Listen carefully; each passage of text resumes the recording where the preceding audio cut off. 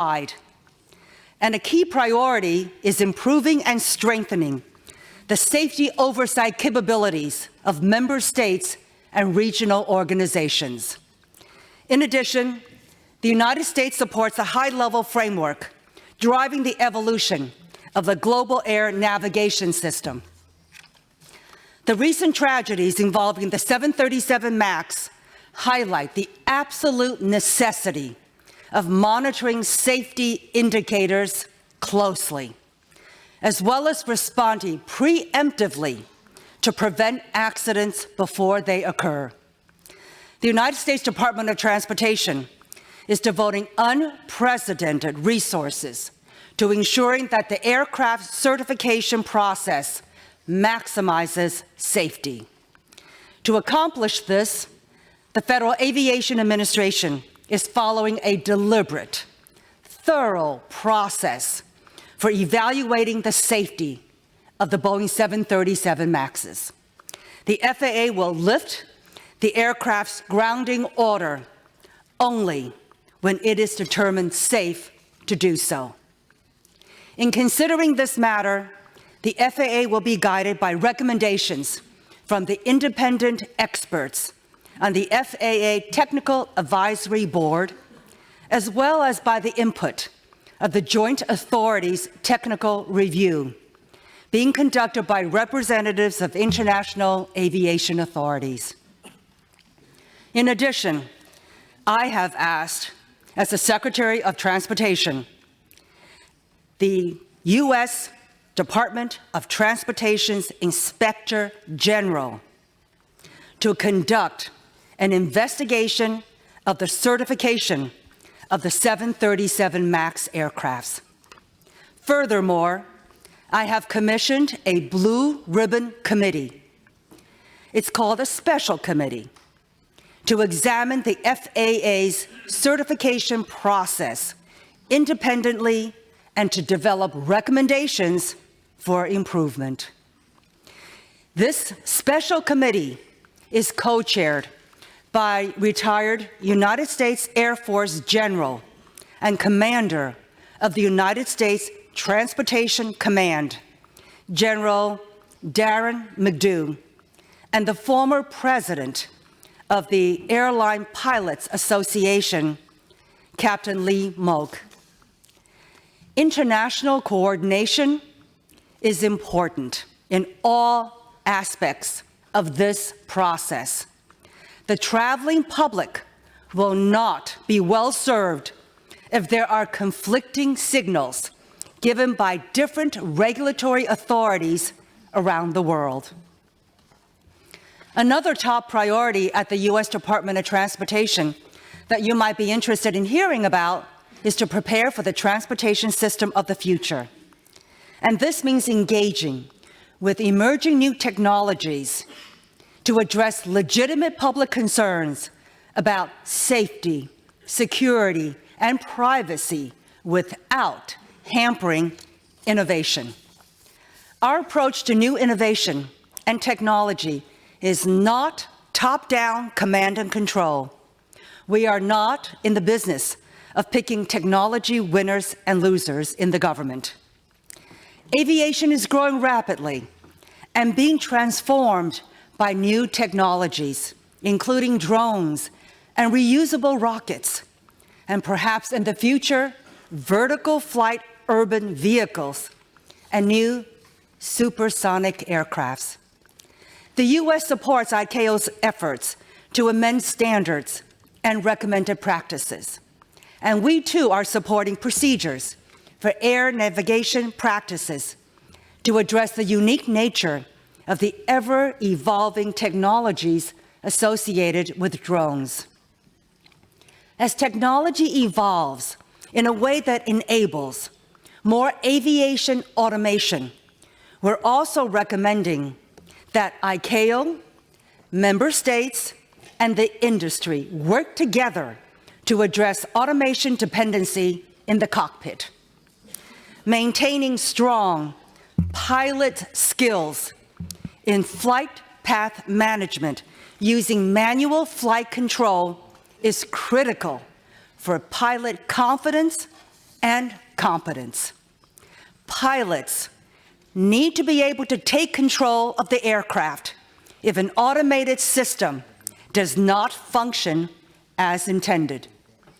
Further study of these issues, led by ICAO, could build upon the experiences and expertise across member states and the industry. This could help identify best practices to potentially enhance safety for all nations. And cooperative approaches between government and industry have been a major factor in the success of our country's commercial space industry. In the United States, private sector innovators have developed new air launch systems, reusable rockets, and multiple satellite deployment systems. At this early stage, the United States believes that it is extremely premature to develop international binding rules or standards and recommended practices related to suborbital or orbital commercial space transportation, or for commercial transporters and spaceports. The United States envisions a national regulatory framework focused on safety of operations and deconfliction with other airspace users. This is the appropriate means of addressing the safety of commercial space transportation at this stage. Premature regulation, especially over-regulation, would inhibit the growth of the very young space industry, not only in the United States, but globally as well. And now if I can move on to security and cybersecurity. The United States supports the need for ICAO to raise the profile of aviation security worldwide. Key initiatives include expediting the development of standards and recommended practices for passenger name record data. This initiative will help states address the threat posed by foreign fighters traveling by aircraft and to deter terrorist travels.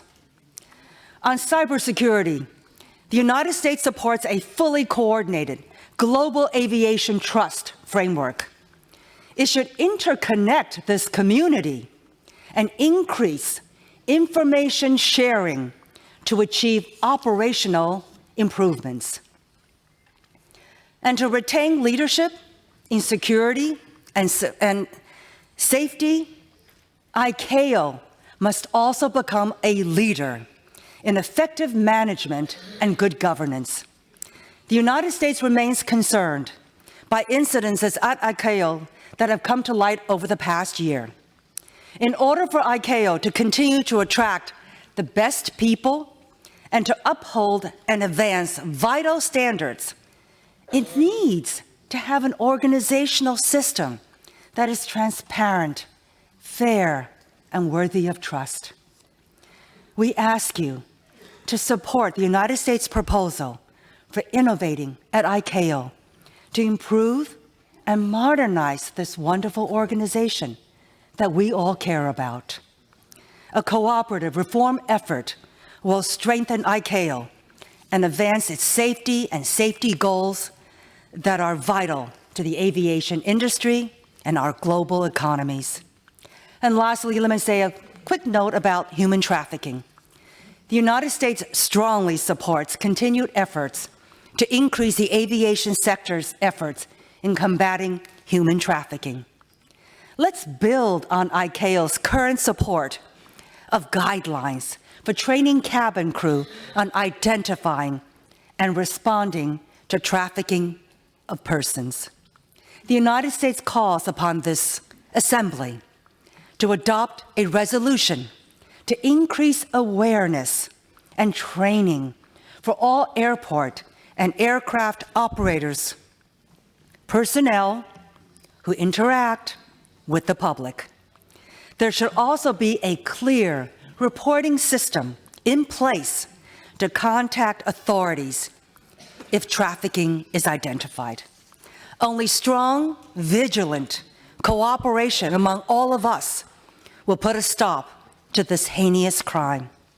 In summary, the United States looks forward to continuing to collaborate with ICAO and its regional partners to improve aviation safety, security, and efficiency worldwide. Thank you so much.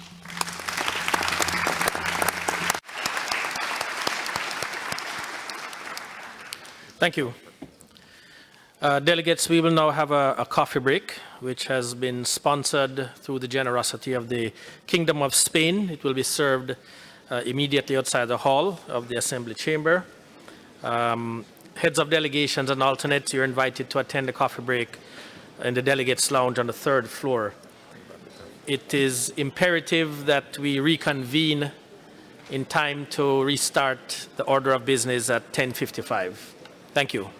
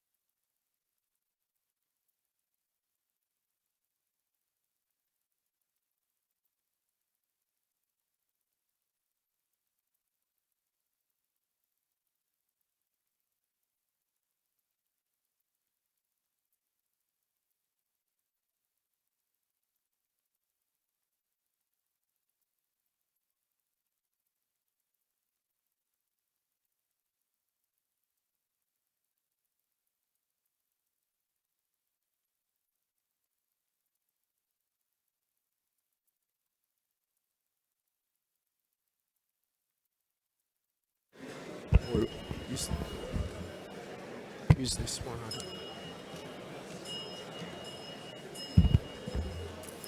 Hello? Yeah.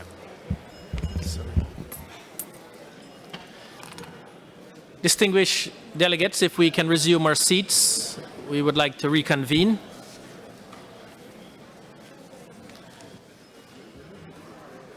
We have a number of statements that we need to get through before 12 noon, so I crave your indulgence to reconvene.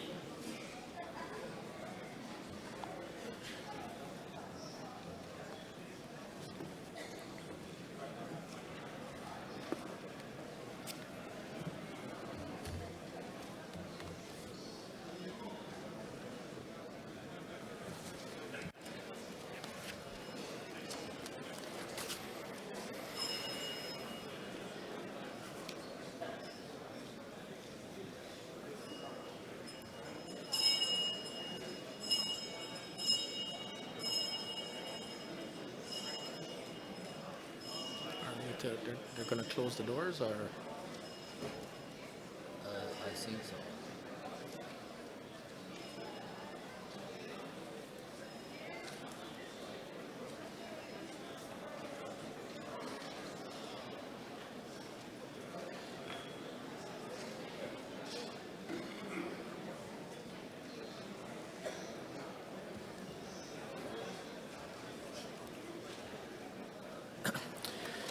Distinguished delegates, we will reconvene and commence with a statement from Saudi Arabia, followed by Niger. I now give the floor to the distinguished representative of Saudi Arabia.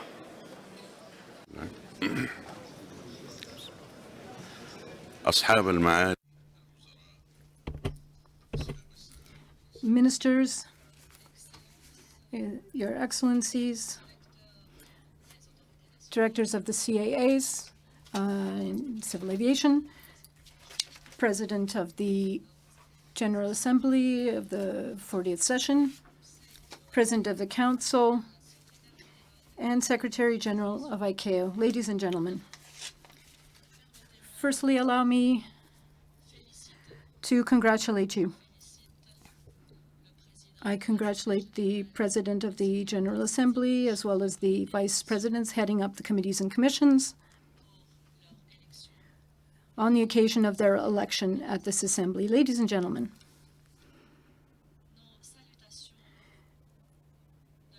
we pass on our welcome from Saudi Arabia.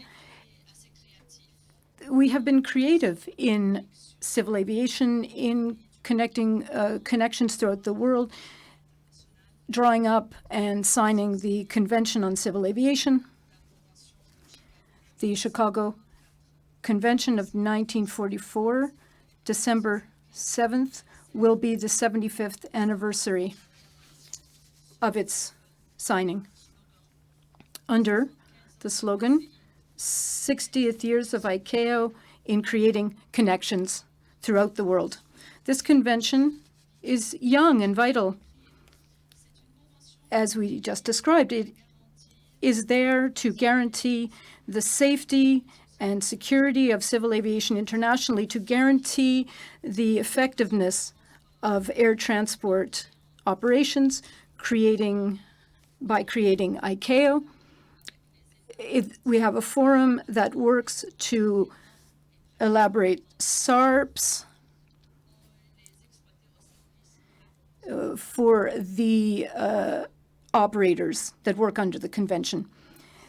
The Kingdom of Saudi Arabia is committed since signing in 1963, signing the convention, as well as committed to the SARPs. We are committed to legislating and regulating through the SARPs. We have supported ICAO with all of the technical means and other means at our disposal to achieve the strategic goals in safety and security of civil aviation internationally, as well as the effectiveness of air navigation internationally, to develop in a sustainable fashion civil aviation and to protect the environment at the same time. The support of Saudi Arabia is, as we are one of the states that has committed to putting into place the world and regional plans at the national level. His Majesty, the King of Saudi Arabia, Salman bin Abdulaziz Al Saud, the custodian of the holy sites, has provided $1 million for the No Country Left Behind initiative. These funds are to help developing countries to improve their systems of safety and security of international civil aviation. His Majesty, the King, the custodian, has also made a donation of $1 million American, which reaffirms the interest of the Saudi government in supporting the initiative of NCLB. This is an activity which allows ICAO to strengthen safety and security of civil aviation internationally. On the regional level, the Kingdom of Saudi Arabia has supported the global plan in Africa and the Middle East, including GASP, as well as GANP, the Air Navigation Plan, and also GASEP, the Global Aviation Security Plan. The Kingdom of Saudi Arabia also hosts the headquarters of MENA, RSOO, which is Middle East and North Africa Regional Safety Oversight Organization. We also financially support and operationalize this organization. We give $2 million to this organization for it to meet its obligations supporting the safety, regional aviation security, and sub-regional aviation security plans in order to help the states to implement the SSP, the State Safety Program, and the SMS program, the Safety Management System. And also to assist in creating the oversight system, safety oversight system. Our program received the CASP Middle East Office, CSP Middle East Office Aviation Security Program. And through this program, we are looking to increase the number of states in this program to strengthen its activities and to take advantage of its services in order to cover all of the states of ICAO, the Arab Civil Aviation Organization, as well as the states of the Horn of Africa. As for human resources, we are looking to strengthen human resource capacities, and so Saudi Arabia is continuously working to provide stipends, bursaries for countries through the Civil Aviation Academy of Saudi Arabia, which is recognized internationally by at many levels, including by ICAO as a center of excellence in the protection of the environment for civil aviation. The Kingdom of Saudi Arabia was one of the first states to voluntarily join CORSIA.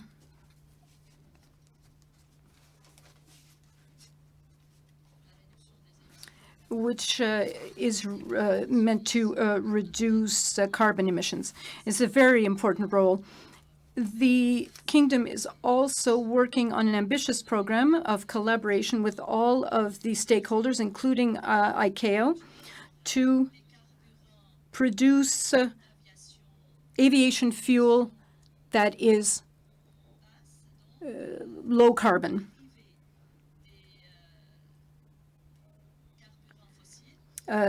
In order to move away from fossil fuels, which will allow a decrease in carbon emissions by civil aviation. These studies that have been carried out in this area have involved Saudi Arabia, and Saudi Arabia calls upon all states to take part in this extremely ambitious project. Ladies and gentlemen, the government of Saudi Arabia calls upon the ICAO states to remember that the fundamental agreement that we have between ourselves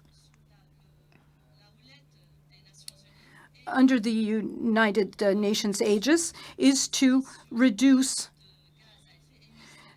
greenhouse gas emissions without distinguishing between energy sources in order to find practical solutions which would reduce emissions and which would meet the environmental objectives.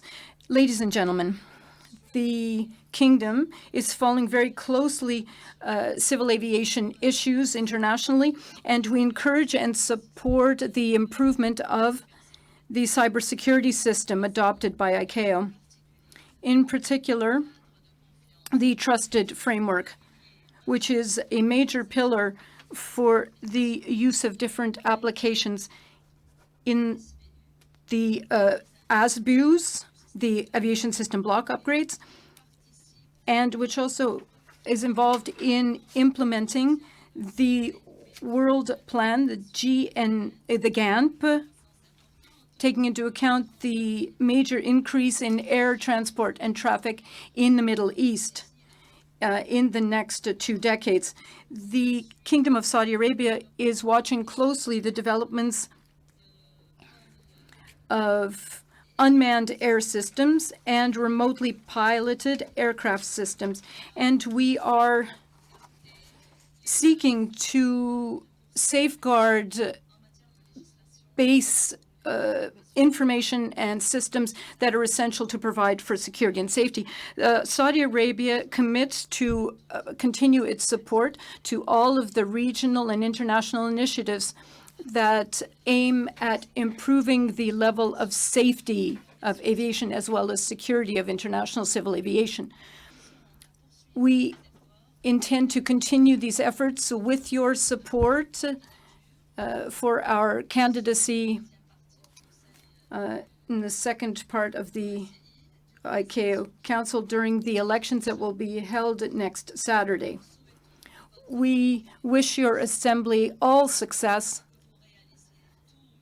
and we wish that you be able to implement all of the plans in the name of God, most merciful and compassionate. Thank you. Thank you. I now call Thank you. distinguished representative of Niger.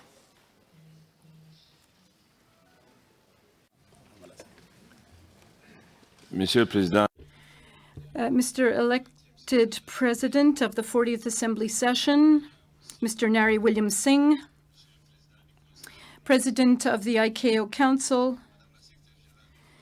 Madam Secretary General of ICAO, ladies and gentlemen, dear delegates in all of your functions, ranks, and capacities, distinguished delegates, I give thanks to God for bringing us together after we flew over continents, seas, and oceans in comfort, safety, and security to arrive at this prestigious ICAO Assembly here in Montreal. First and foremost, on behalf of His Excellency President Issoufou Mahamadou, the head of state of Niger, the Republic of Niger, and His Excellency the Prime Minister have entrusted me with the first pleasant mission of transmitting to you, all representatives of the greater community of world aviation, the warm appreciation of the people of Niger. Our country and its people are actively devoted to the cause of our International Aviation Organization, in whom they place their deepest and most legitimate hopes. I wish to express my profound gratitude to the Government of Canada and the Province of Quebec for all the facilities provided to make our stay here a pleasant one and to ensure the success of this 40th session of our organization's assembly. I would also like to take this occasion to offer my delegation's cordial congratulations to Mr. Nari William Singh, upon his election as president of this August Assembly. I also offer my congratulations to the President of the Council and the Secretary General of ICAO, who in similar circumstances on many occasions spare no effort to provide robust organization and guarantee complete success of our work. President of the Council, Dr. Bernard Aliou, this is a welcome opportunity for me to congratulate you on your leadership role in ICAO and the excellent work you have done. Congratulations on the results you have achieved over the last 6 years. Your patience, your wisdom, and your humility guaranteed the success and will guarantee in future your success wherever you go. Mr. President, the government of the Republic of Niger is convinced of the essential role of air transport and is conscious of the fact that this is an essential link in the chain of development of countries that have no coastline. Our country has always opted for development, rehabilitation, modernization of airport infrastructure throughout the country, as well as constant improvement of aviation safety and security and facilitation in all of our airports. Niger, a completely landlocked country in the Sahel-Sahara region with a surface area of 1,267,000 square kilometers, has drastic geographic constraints imposed upon it by nature, which means that Niger can only bank on air transport and surface transportation to promote its exchanges with the rest of the world. And so we have developed an important program for modernizing and renovating Diori Hamani International Airport in Niamey, the creation of a hub offering scheduled service to cities in the interior. Rehabilitation has meant that Zinder is now on the list of the ASECNA community infrastructure facilities and will be so as of January 1st, 2020. Moreover, the modernization of Diori Hamani International is complete, with the official inauguration to happen on happening on June 10th, 2019. Major investment was part of a concessionary public-private ownership. The work that ICAO, through its audits, has provided has helped us to implement corrective action plans that ensure our national oversight system. The proof of this is a certificate from the Council President that Niger received in 2016 at the 39th session, which recognized the progress in effective implementation of ICAO SARPs. This progress continued with the certification of the Niamey International Airport in 2017. Nonetheless, ICAO's support of regional cooperation, international cooperation, as well as the involvement of external partners have been necessary to support and complement the efforts of our states in the area of safety. It seems important to us to support all of the plans and programs drawn up by ICAO for Africa, particularly the AFI plan, the AFI-SECFAL plan for AFI security and facilitation, as well as the Fund for Human Resource Development, and also has accorded priority to strengthening regional organizations for safety oversight.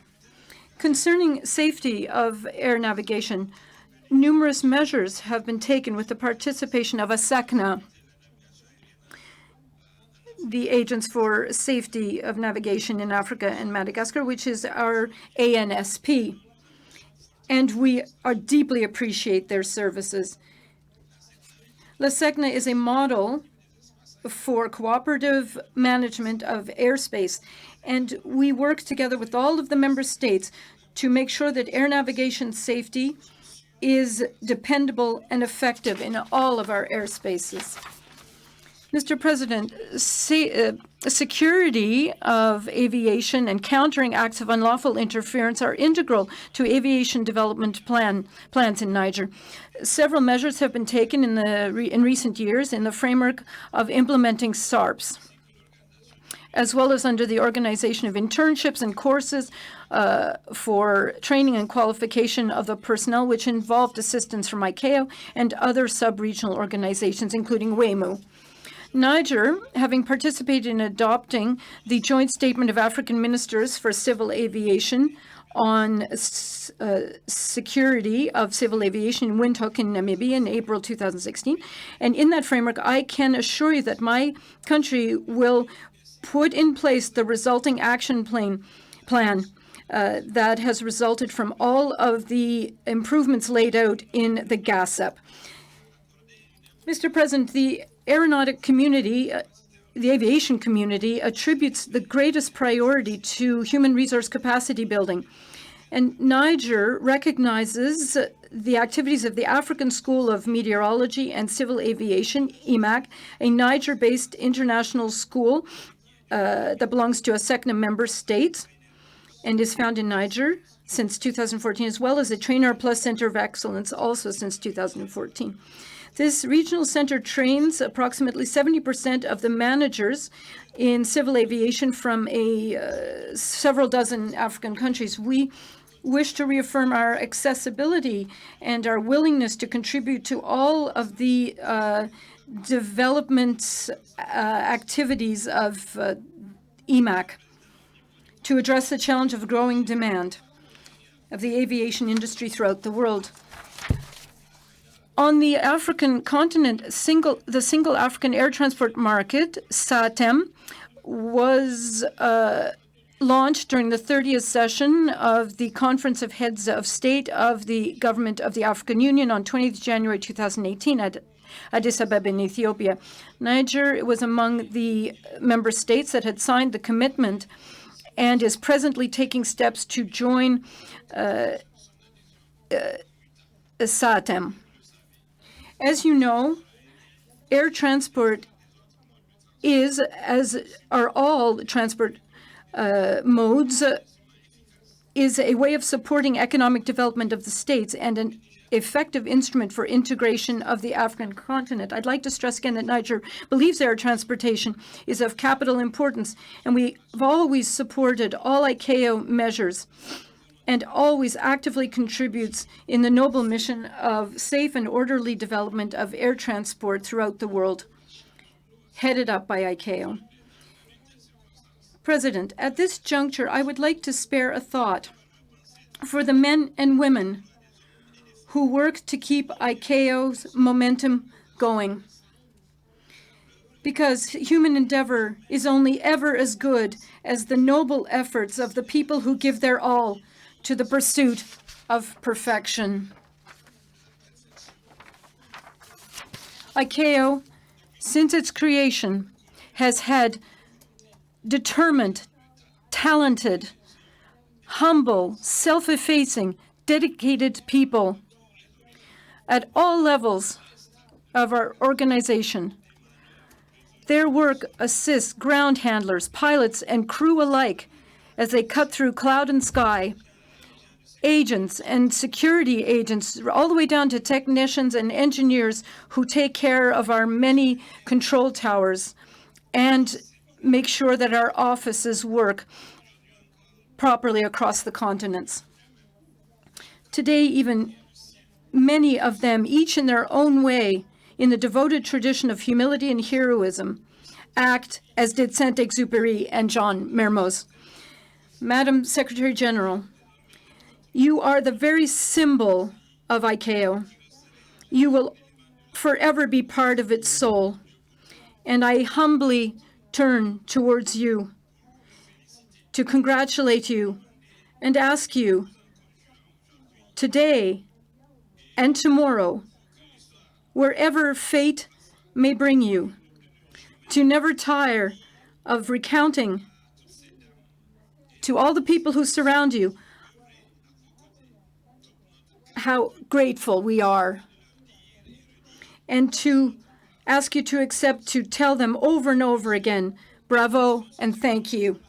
Ladies and gentlemen, elections will be held during this session, and I wish good luck to all of these states that are candidates, and ask particularly that the Assembly support en masse the candidatures that have been presented by Africa to the ICAO Council. And finally, once again, I want to thank you for your hospitality and for your consideration. Distinguished delegates, I wish us all great success in our endeavors. Long live Niger and its people. We are resolutely, deeply committed to international cooperation. Long live international cooperation. Long live ICAO. Thank you so much for your kind attention. Thank you. We will have statements from the distinguished representative of South Africa, followed by Kenya. Colleagues, I crave your indulgence to observe the 5-minute timeline. We have a number of statements that we need to get through before we break for lunch. Thank you. The distinguished representative of South Africa. Thank you, President of the Council of ICAO, Dr. Bernard Aliu, President of the 40th session of the Assembly, Mr. Nari Singh, Secretary General of ICAO, Dr. Liu, Honorable Ministers of Member States, ladies and gentlemen. The dawn of democracy in South Africa in 1994 heralded the birth of a young nation, which rightfully occupied a position among the nations of the world, embracing a new responsibilities and obligations with renewed energy and vigor. South Africa was first elected to Part 2 of the Council of the International Civil Aviation Organization during the 34th Extraordinary Assembly in 2003. Since then, we have actively served the international community as one of the 36 member states that constitute the Council. We have been honored to serve on the Council, and we remain resolute in our commitment to advance the objective of ICAO. ICAO remains a strategic agency of the United Nations, not only because it brings us together as nations of the world through aviation, but also because of the critical role it plays as an instrument of trade diplomacy and multilateralism. Our commitment to multilateralism as a nation is unwavering, and we believe that ICAO is exemplary in finding solutions to intractable challenges through collaboration. Mr. President, South Africa continues to play a role in contributing to ICAO programs such as the No Country Left Behind initiative. Through technical cooperation and support we provide to other member states within the broader African continent and the Southern African Development Community. In seeking another mandate from the 40th session of the Assembly to serve on the Council under Part 2, we reaffirm our commitment to playing a meaningful role in ushering in a new world order in aviation. This finds expression in new challenges characterized by the disruptor effect of the fourth industrial revolution, proliferation of remotely piloted aircraft systems, and new safety and security challenges, amongst others. Our contribution to global civil aviation has been through various leadership roles played within ICAO and other international organizations. We remain ready to continue being of service in whatever capacity entrusted upon us. We are humbled by the election of our Director of Civil Aviation, Ms. Poppy Khoza, as a second Vice President of the 40th Assembly.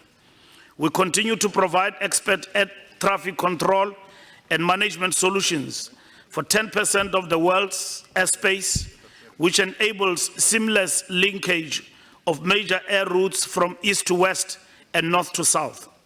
South Africa took a leading but committing to advancement of women's rights and hosted the first ever Global Aviation Gender Summit in Cape Town on the 8 to 10 August 2018. The event was organized in collaboration with ICAO, UNESCO, and the UN Women. We encourage member states to develop action plans towards the achievement of the proposed programs emanating from the Global Aviation Gender Summit. Women empowerment is a central tenet of our democracy, and we call on the nations of the world to join us in creating opportunities and empowering women and the girl child. South Africa continues to play a leading role in supporting the environmental protection work under ICAO. This encompasses the voluntary contribution by South Africa to the assistance, capacity building, training, and the work of the Committee on Aviation Environmental Protection. The strategic approach for South Africa's response to climate change is guided by our National Development Plan, which proposes movement towards a low-carbon economy. South Africa supports the ICAO Universal Safety and Security Audit programs. We are confident that our aviation safety and security systems are among the best in the world.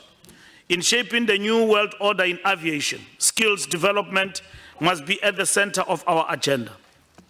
South Africa actively supports the next generation of aviation professionals in the effort to mitigate the gap between the young and the senior aviation professionals who are facing retirement.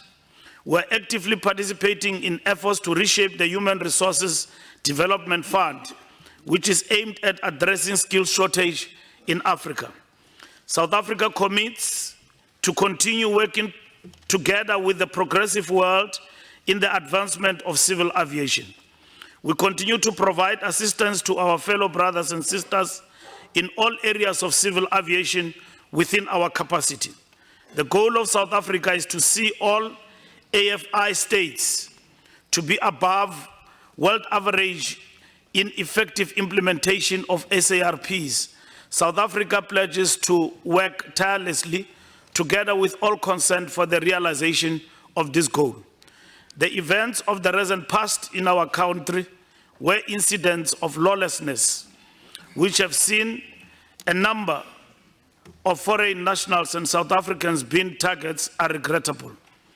Our security agencies, and through a well-orchestrated mass mobilization program by our government, have moved swiftly in dealing with this criminality and will not hesitate to unleash the full might of the law against those found responsible. We are a family of the nations of the world, and our commitment to uphold the values of our Constitution, which enjoins us to ensure that every person in our country is safe and secure, irrespective of their nationality, has never wavered. Mr. President, would like to take this opportunity to reconfirm our confidence and support to the leadership of the ICAO President, Dr. Aliu, and the Secretary General, Dr. Liu. I wish the 40th Assembly deliberations to be fruitful in addressing pertinent issues that will take the international aviation to greater heights. I thank you.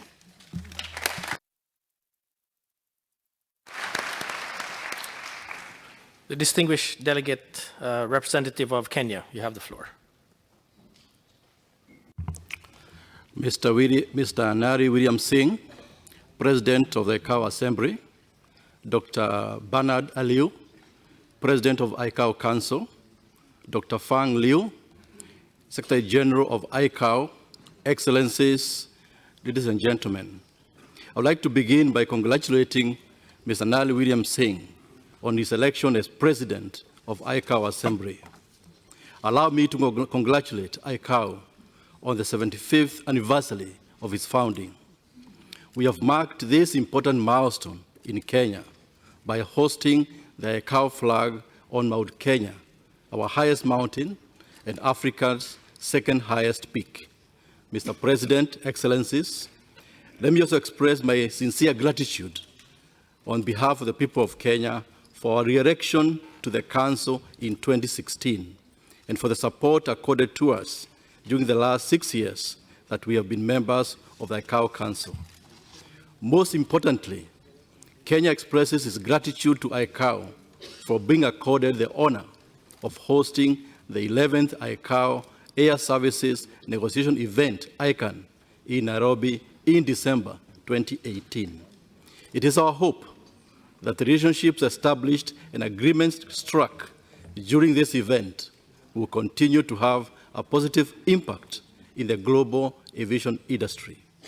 The aviation industry plays an important role in Kenya due to the country's strategic location and status an aviation hub in the region. Indeed, Kenya's Vision 2030 identifies aviation as one of the key drivers of development, growth, and wealth creation.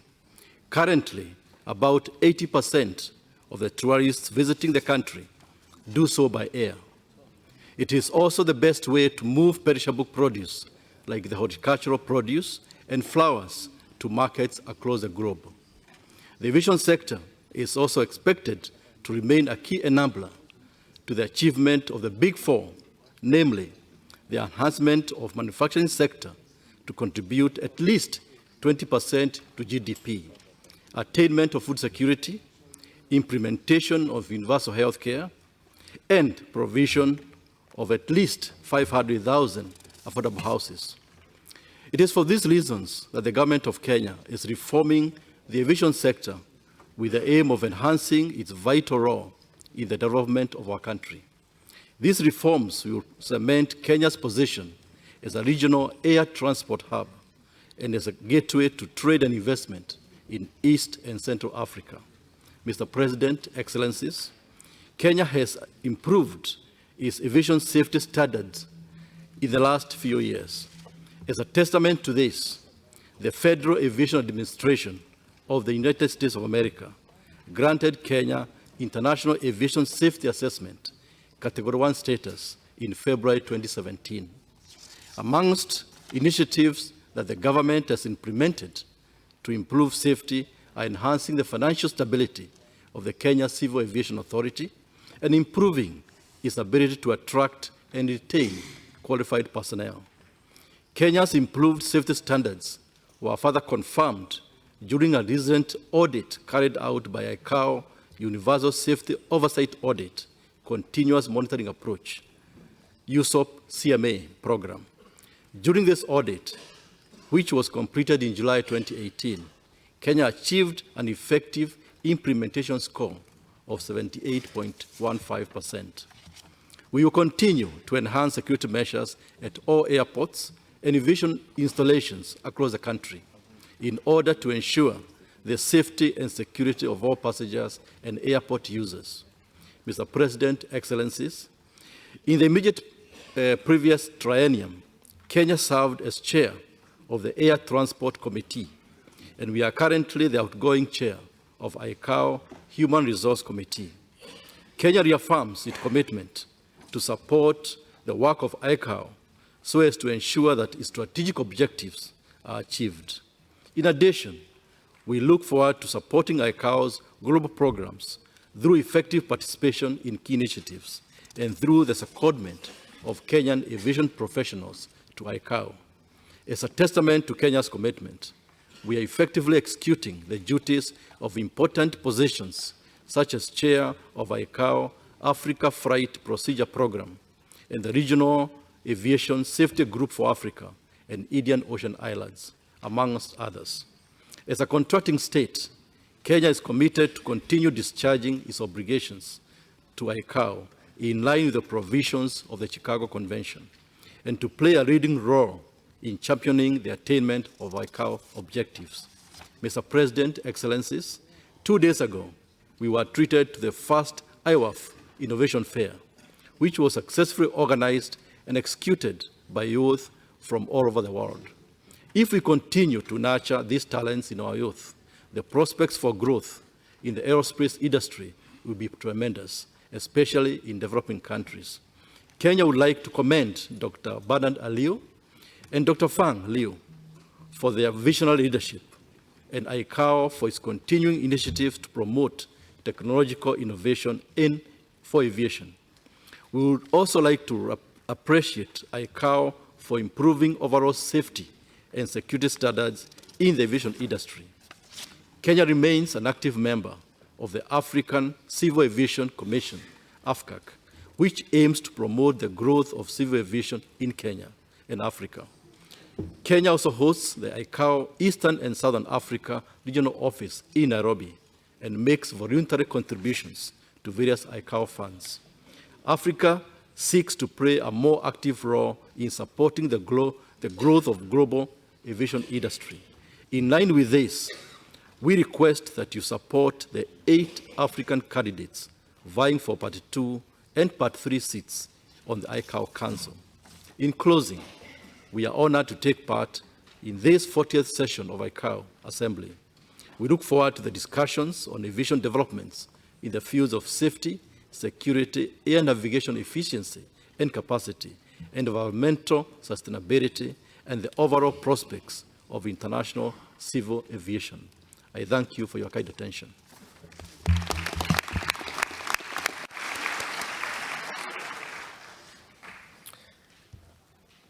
I now give the floor to the distinguished representative of Nigeria, and be followed by Nepal.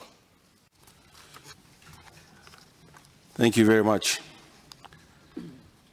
The President of the ICAO Council, Dr. Bernard Aliyu, the Secretary General, Dr. Fang Liu, and my good friend, the President of the 40th Assembly, Mr. Nari William Singh, distinguished heads of delegation and states delegates, eminent observers here present, members of the media, ladies and gentlemen.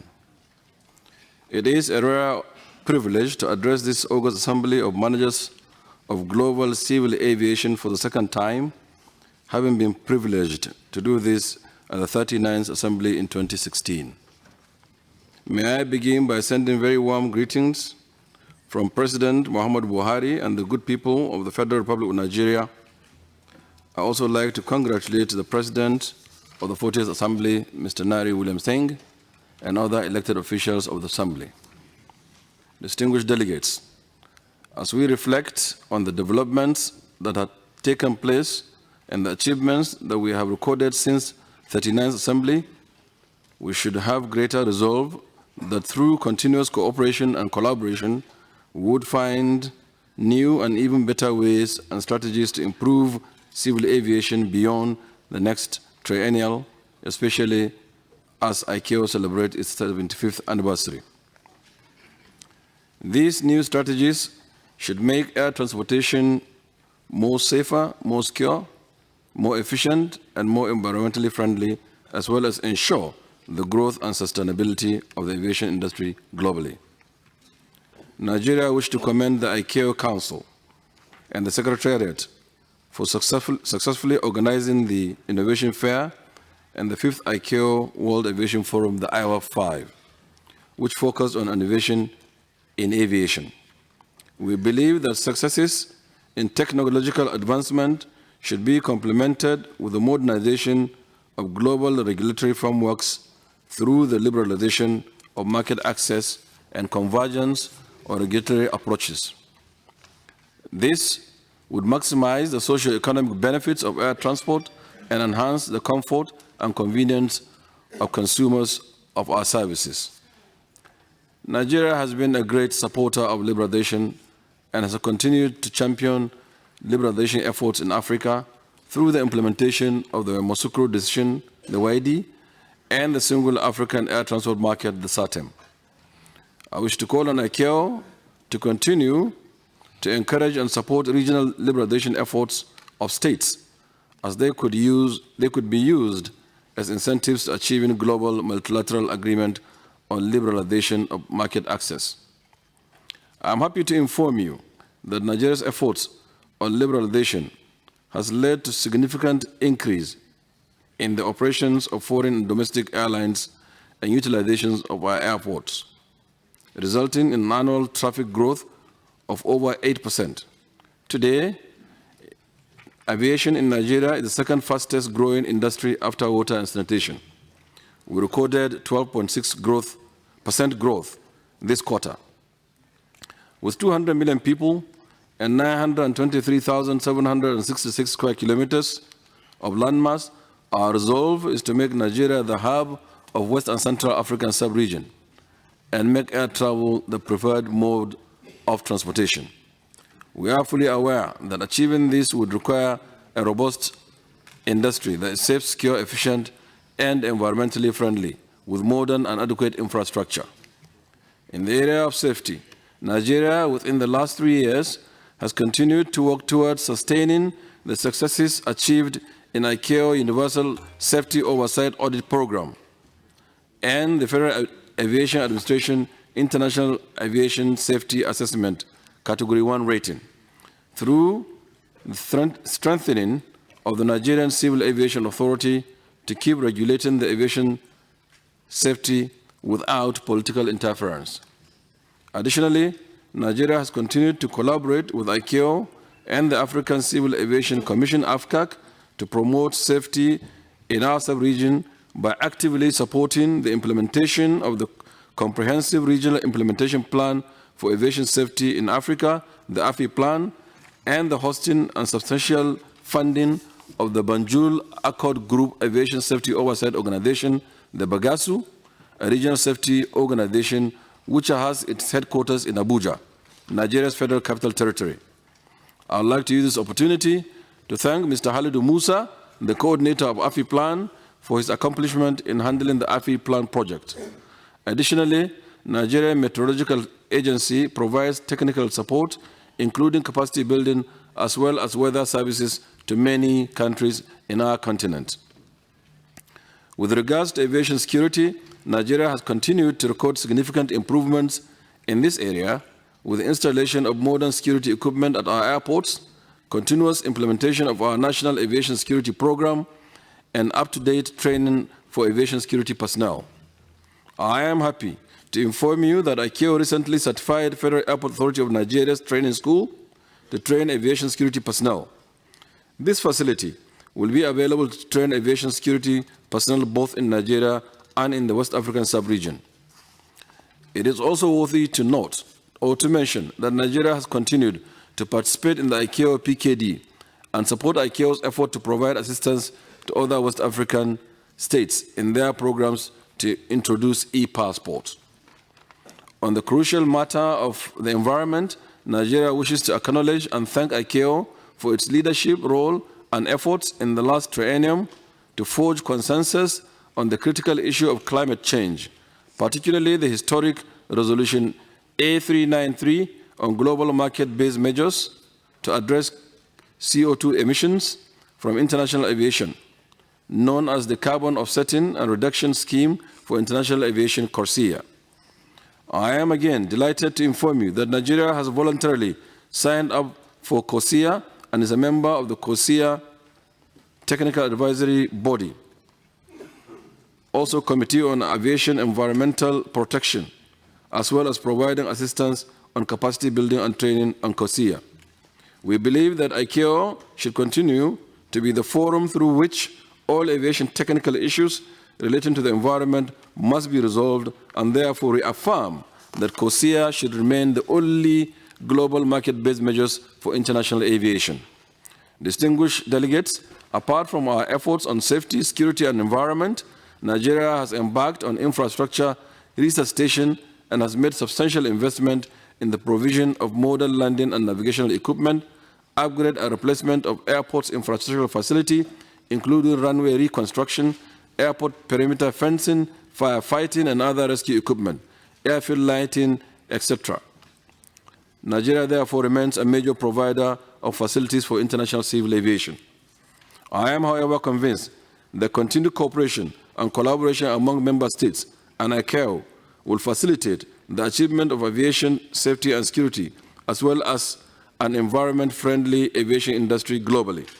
In this vein, Nigeria has continued to host ICAO events, notably the Symposium on Remotely Piloted Aircraft Systems and the ICAO World Aviation Forum IWAF3 in 2017. The IWAF3, which was the first IWAF event to be held outside ICAO headquarters, addressed issues of financing the development of aviation infrastructure and came up with a historic declaration and framework for plan of action for aviation infrastructure development in Africa. Nigeria is currently liaising with ICAO, African Union, African Development Bank, AFCAC, and our development partners to implement that declaration. Nigeria is actively participating and contributing to the work of virtually all partners under ICAO strategic objectives, including the panels on safety, aviation security and facilitation, economic development of air transportation and environmental protection. Distinguished delegates, as you are aware, Nigeria has been a member of ICAO Council since 1962. We hold our membership of ICAO and its council reverently, and we therefore cherish the opportunity to work together with other members of states in advancing the work of the organization for greater efficiency and effectiveness, aligned with ICAO's strategic objectives. In the same spirit, Nigeria would like to use this opportunity to solicit the support of ICAO member states for her re-election into Part 2 of the ICAO Council. In addition, Nigeria also requests your support, your kind support, for the election and re-election of those African states which have been endorsed by the African Civil Aviation Commission to the ICAO Council. At this point, I must commend African states and the African Civil Aviation Commission for their renewed and vigorous commitment to the development of air transportation in Africa, especially the establishment of a single African air transport market in 2018 as part of African Union Agenda 2063. This will not only enhance air connectivity in the continent, it will promote tourism, trade, and economic development, as well as contribute to the achievement of the United Nations Sustainable Development Goals. Distinguished colleagues of the International Civil Aviation Organization, on behalf of the Nigerian delegation, I congratulate the President of the Council, our own Dr. Olumuyiwa Bernard Aliyu, the Secretary General of the ICAO Council, Dr. Fang Liu, and the entire ICAO Secretariat for an extremely well-organized 40th session of the ICAO Assembly. I also wish to express my profound gratitude to the government and people of Canada for their kind hospitality accorded my delegation since our arrival in this beautiful city of Montreal. Distinguished ladies and gentlemen, dear delegates, since we borrowed Dr. Aliyu to the world, and since assuming office in 2014, Mr. President, the President of the Council, Dr. Olumuyiwa Bernard Aliyu, has shown exemplary leadership of the Council in providing the required direction for achieving the strategic objectives of ICAO.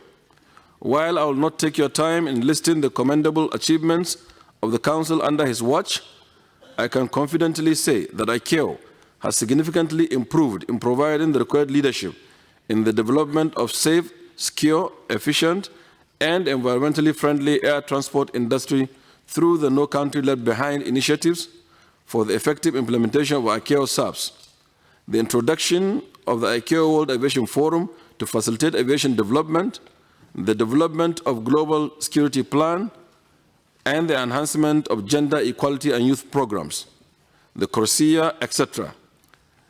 Ladies and gentlemen, may I respectfully invite you to kindly rise and applaud our own Dr. Olumuyiwa Aliyu for the good job well done.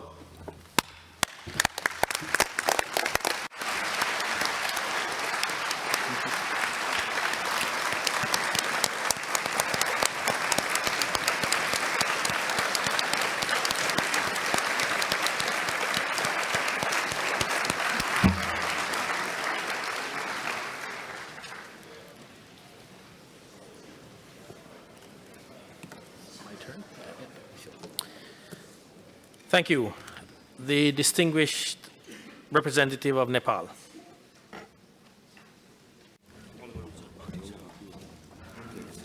Mr. President of 14th Session of Assembly, Mr. President of ICAO Council, Madam Secretary General of ICAO, dignitaries and distinguished delegates, ladies and gentlemen, on behalf of Nepalese delegation and on my own, I would also like to take this opportunity to congratulate ICAO on completing 75 years of its tireless journey towards safer and better aviation. I feel much honored to address this 14th session of Assembly of this Global Aviation Forum. Just a month ago, Nepal had a privilege of hosting the 56th Conference of Director General of Civil Aviation of Asia-Pacific region in Kathmandu. It was an unprecedented joy and great honor for us to hand over the ICAO flag hosted on the top of Mount Everest, world's highest peak, to the President of Council of ICAO, marked its historic 75th anniversary during the conference. I believe the conclusion drawn from the conference will be instrumental in formulating contemporary policy and the future course of action plan. We are thankful to ICAO for awarding Nepal with the Council President certificate last year, 2018. In this outset, I would like to express my appreciation and the gratitude to ICAO for the accurate assessment of Nepal's progress in resolving aviation safety oversight deficiencies. Nepal has made significant effort to enhance its level of safety oversight capability, as required by ICAO Global Aviation Safety Plan 2018-2022. My special thanks goes to ICAO Asia Pacific Office, European Aviation Safety Agency, and the French Civil Aviation Authority for their continuous assistance and support to strengthen our safety oversight capability. On this special occasion, I reiterate our firm commitment again to the Article of Chicago Convention 1944, ICAO standard and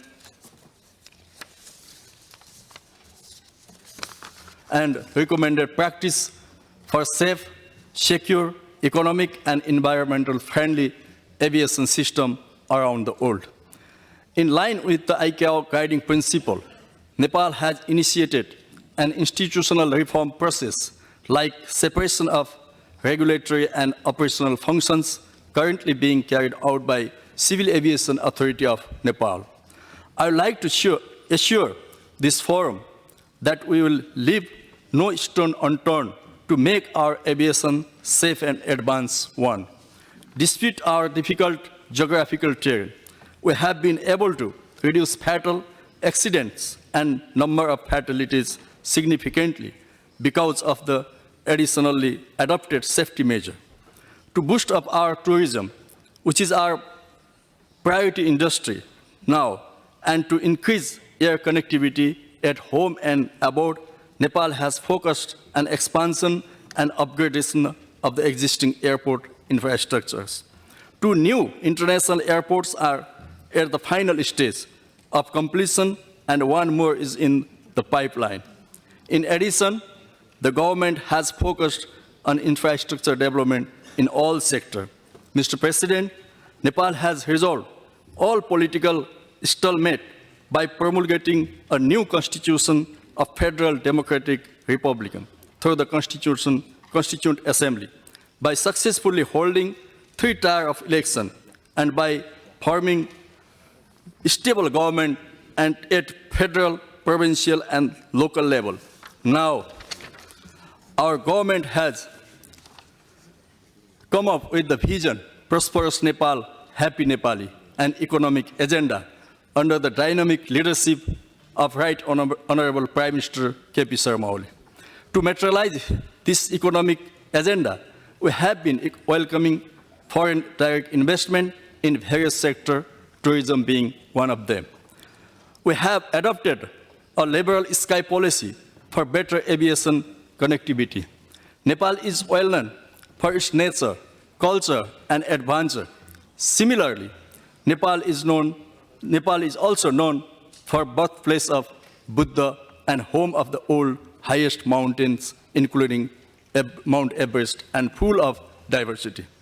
So, tourism has been recognized as an economic ministry. To regain our image of lifetime destination, we have also revived our cultural heritage and historical monuments, which was damaged by earthquake of 2015. Keeping all this in mind, we are celebrating Visit Nepal Year 2020 with a slogan, Experience of a Lifetime.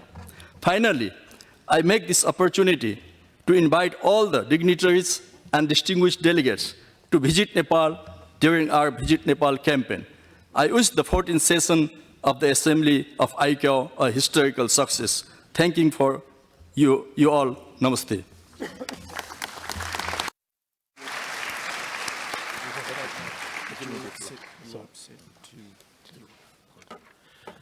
Thank you, President Aliyu. Yeah, distinguished honorable ministers, excellencies,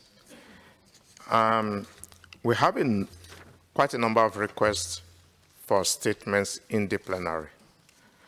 We are almost to the end of this first morning session.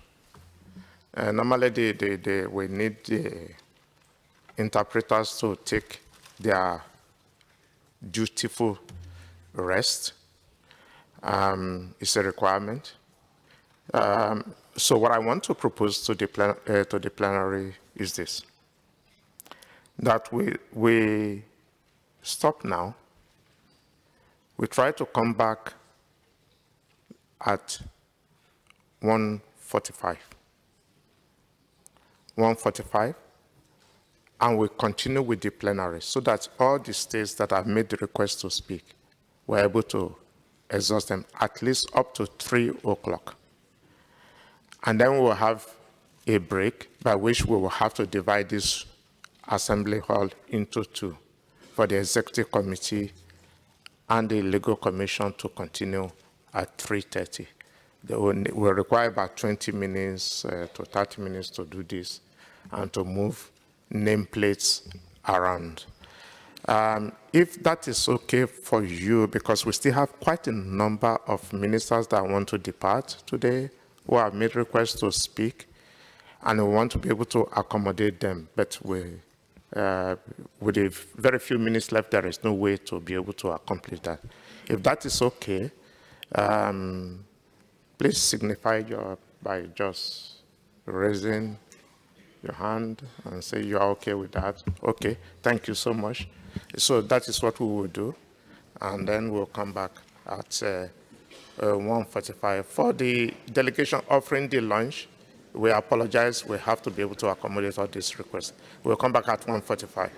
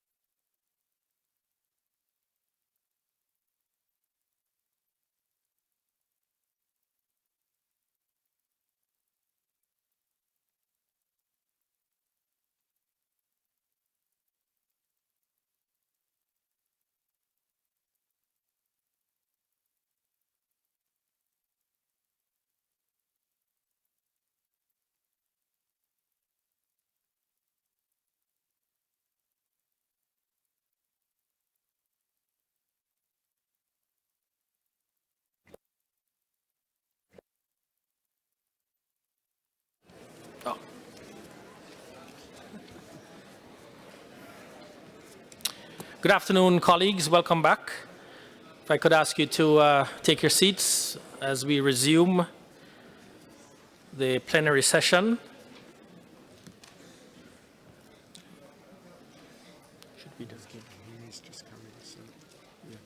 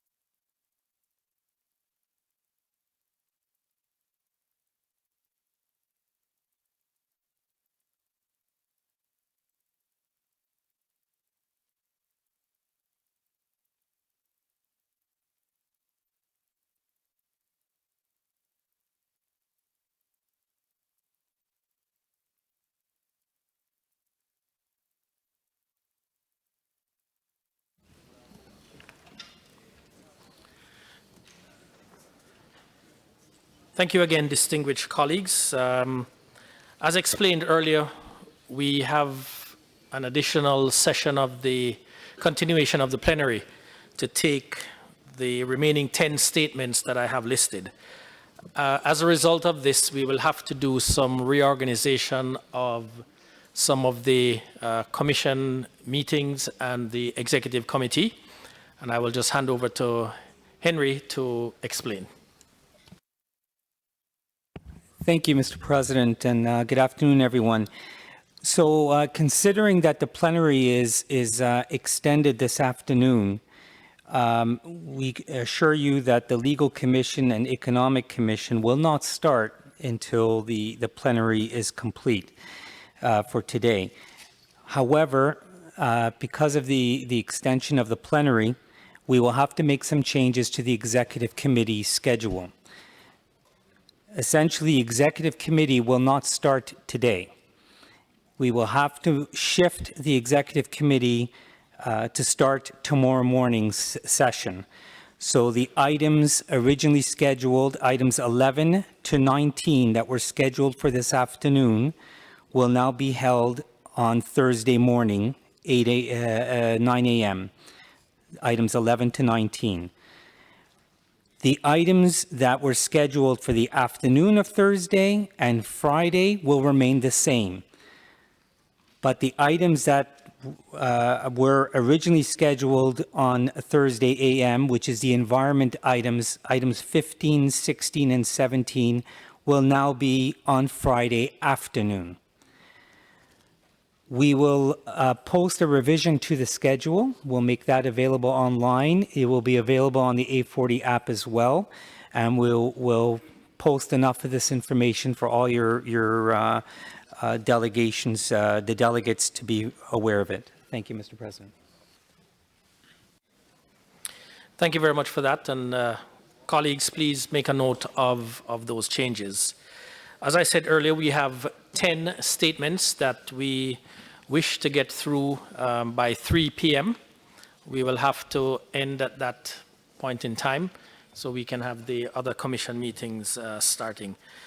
The 10 states that I have, and this is the order in which they will make their statements: Cabo Verde, Sudan, Rwanda, Sierra Leone, Ghana, Iraq, Thailand, Indonesia, Colombia, and the Russian Federation. I now give the floor to the distinguished representative of Cabo Verde.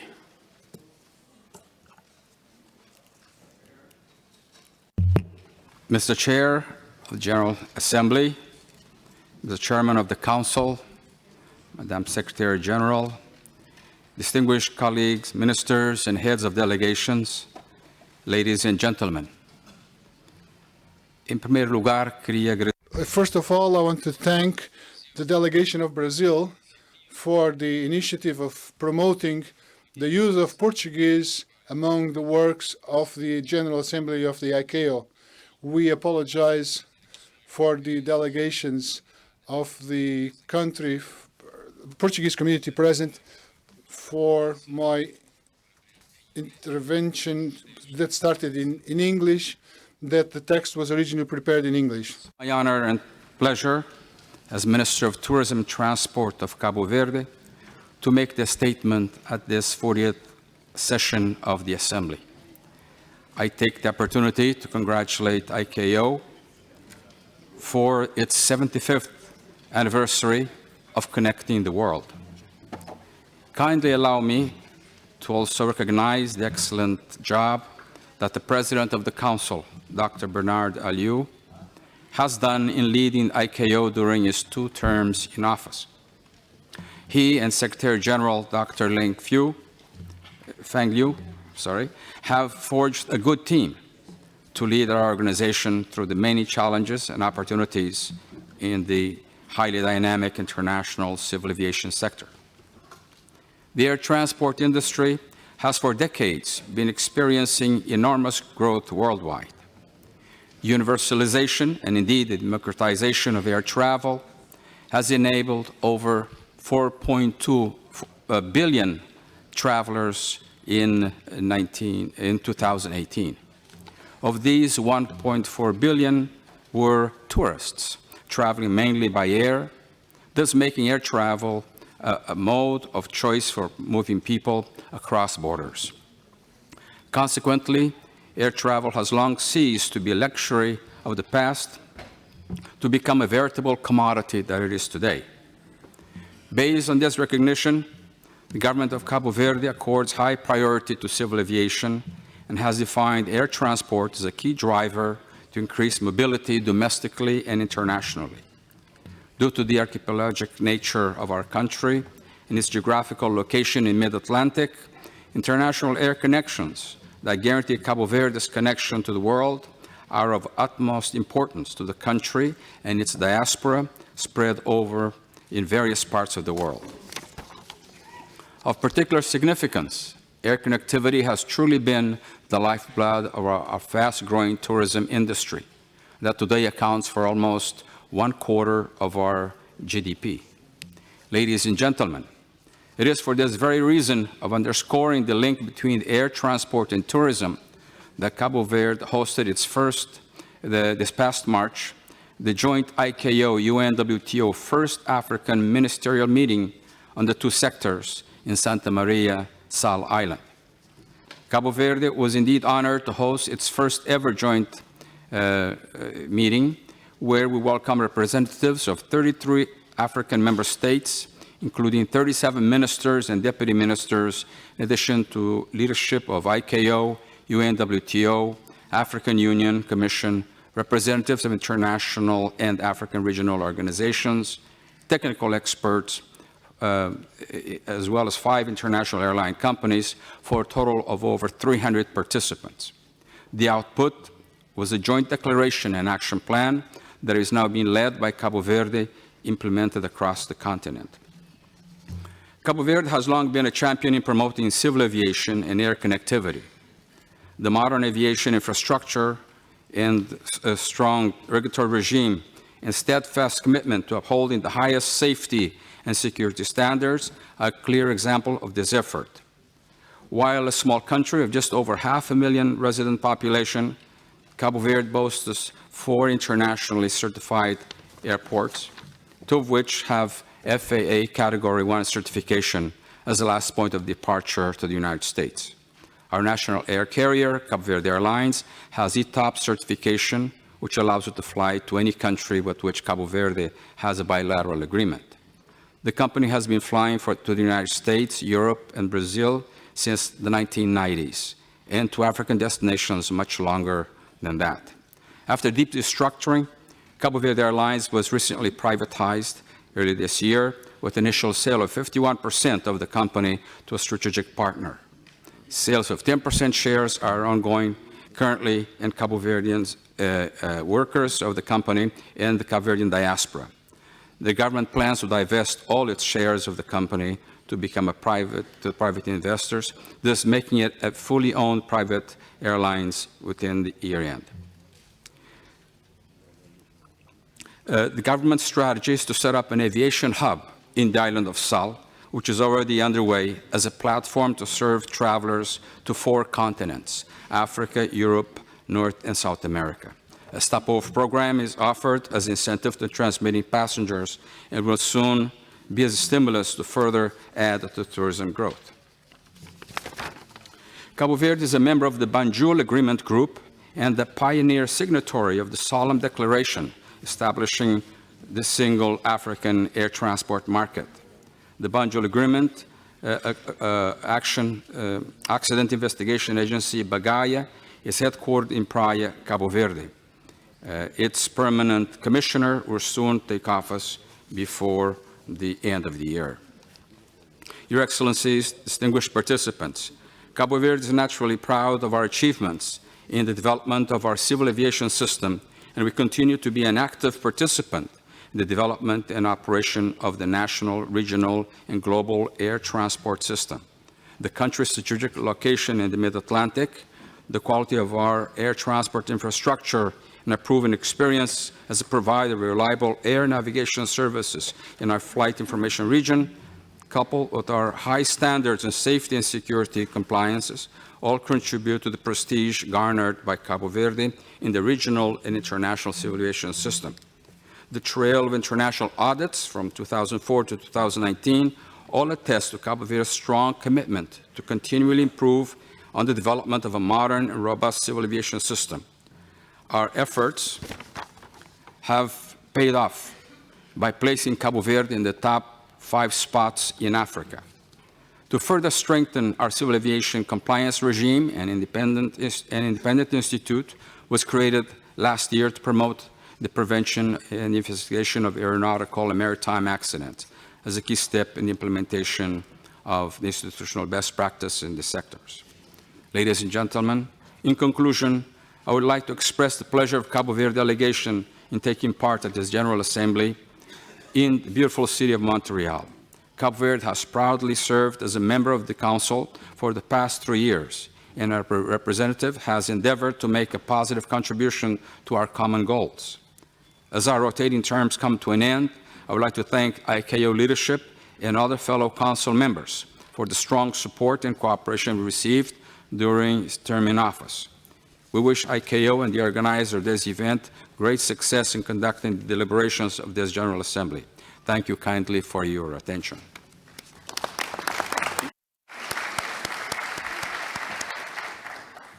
Thank you. The distinguished representative of Sudan, you have the floor.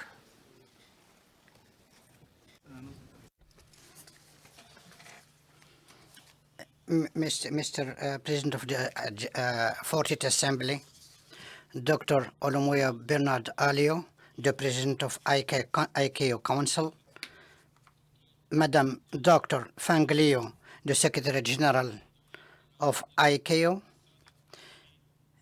Excellencies, the representatives of international and regional organizations, ladies and gentlemen, participants, peace be upon you. As I address this esteemed assembly for the first time, I would like to congratulate the President and the Vice Presidents for the confidence placed in them. I would also like to applaud the efforts exerted by ECHO in developing SARPs in all aspects of aviation safety, security, and the environment for a safe and efficient air transport. Celebrating this organization has been deploying those efforts for 75 years. And as we celebrate this occasion, I am pleased and honored to extend the sincere congratulations of the Republic of Sudan and its leadership to ICAO and to all the contracting states. Ladies and gentlemen, since the last General Assembly in 2016, Sudan has maintained its progress in the field of safety, where as it is ranked among the most favorite countries in aviation safety with an effective implementation of 75.24% of the overall performance and the implementation rate of 79.2%. 39% in safety programs, which reached where we reached 92.9% of implementation. This exceeds the global target level on this stage, which is the second level, and thus Sudan is ahead of many of its peers at the international and regional stage. In the same context, in the field of safety, Sudan occupies the 9th rank among Middle East states and the 7th rank among African countries. Sudan has also managed to keep a clean record of accidents over the last 5 years due to its high and sustainable safety performance and due to the effectiveness of the safety oversight system. In an area that is not far from safety, air navigation, Sudan has achieved all the objectives planned in the PBN program, ranking second among the countries of Middle East region with 100% implementation. Sudan has a distinct geographical location as a crossroad of air routes between north, south, east and west. Sudan, therefore, obliged himself to secure these vital routes with providing the best surveillance equipment. Sudan's aerospace is completely covered by radar, ADS-B, full direct communication, which cover the entire airspace. It also includes voice and data communication, CPDLC, and ADCS. And ADSC, a major transition from AIS to AIM was achieved, and also we have also secured ISO certification. In the field of airports, which has become completely distinct from regulatory body, the Civil Aviation Authority has licensed 4 international airports that have met the international and national safety standards, while the rates of airports are on progress in terms of certification. In the field of training and aviation activities, there are a large number of training organizations that are licensed by the Civil Aviation Authority, one of which is the largest, Sudan Academy of Aviation Science and Technology. This academy has for several years been full member of the Trainer Plus program. In addition to the regular activities, this academy offers university degrees in aviation management. In the field of aviation security, Sudan has achieved an effective implementation rate of 71.36% in the last audit, which exceeds the global average. Sudan continues efforts to enhance the aviation security oversight system and the continuous monitoring approach based on the complete separation between the regulatory functions and the operation functions in the civil aviation sector in Sudan.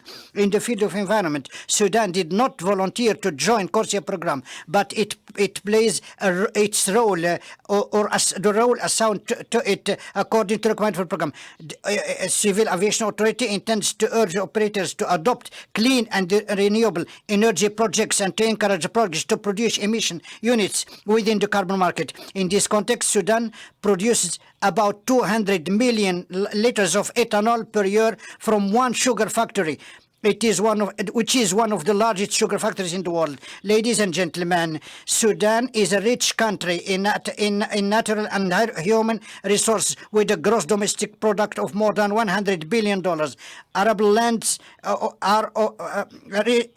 the superficie of Arab lands is 42 million acres, of which 4.7 million acres irrigated by rivers. It constitutes 46% of the Arab land in the Arab world. The Sudan is also the largest producer of Arabic gum in the world and the 3rd largest producer of sesame. Sudan owns more than 130 million head of cattle, 30 million of cows, 37 million of sheep, 33 million of goats, 44 million of poultry, 100,000 tons of river fisheries, and 10,000 tons of marine fisheries. Sudan currently produces 120,000 barrels of oil per day with proven reserves of 6.8 billion barrels and 2010 billion cubic meters of gas reserves. The production of gold runs between 150 to 250 tons per year and we rank the 3rd in Africa.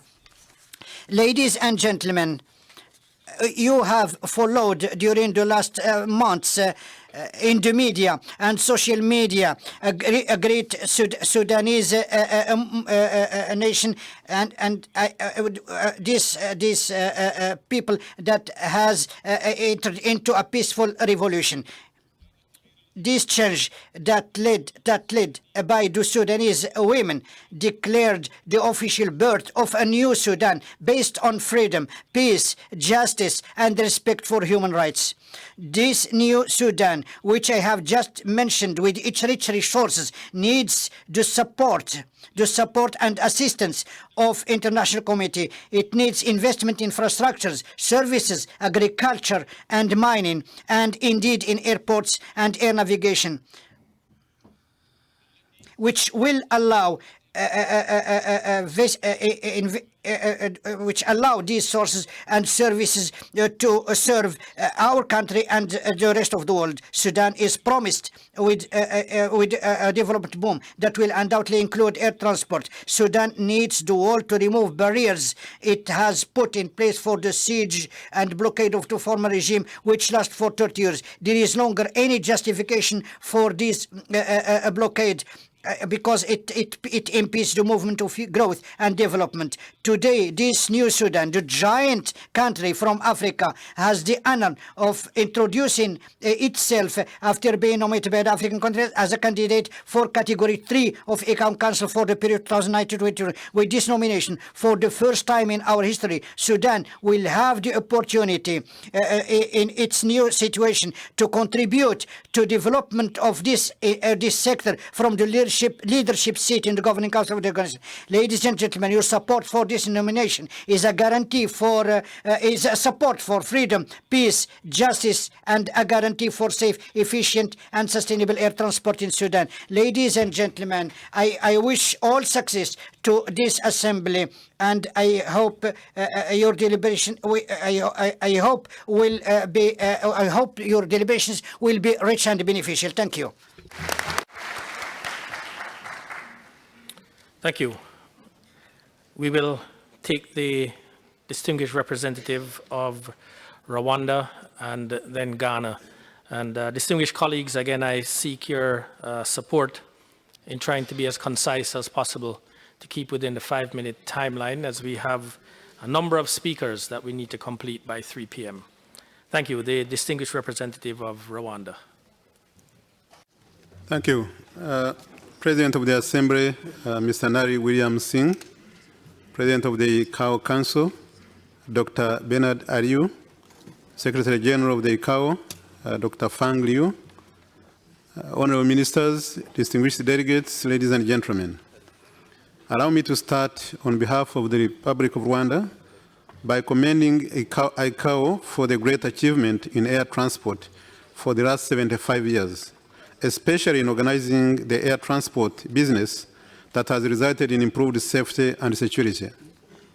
This has resulted in the expansion of the air transport to the tune of about 4 billion passengers traveling annually, and a contribution of 2.7 trillion to global economy with positive impact on jobs, tourism, and trade.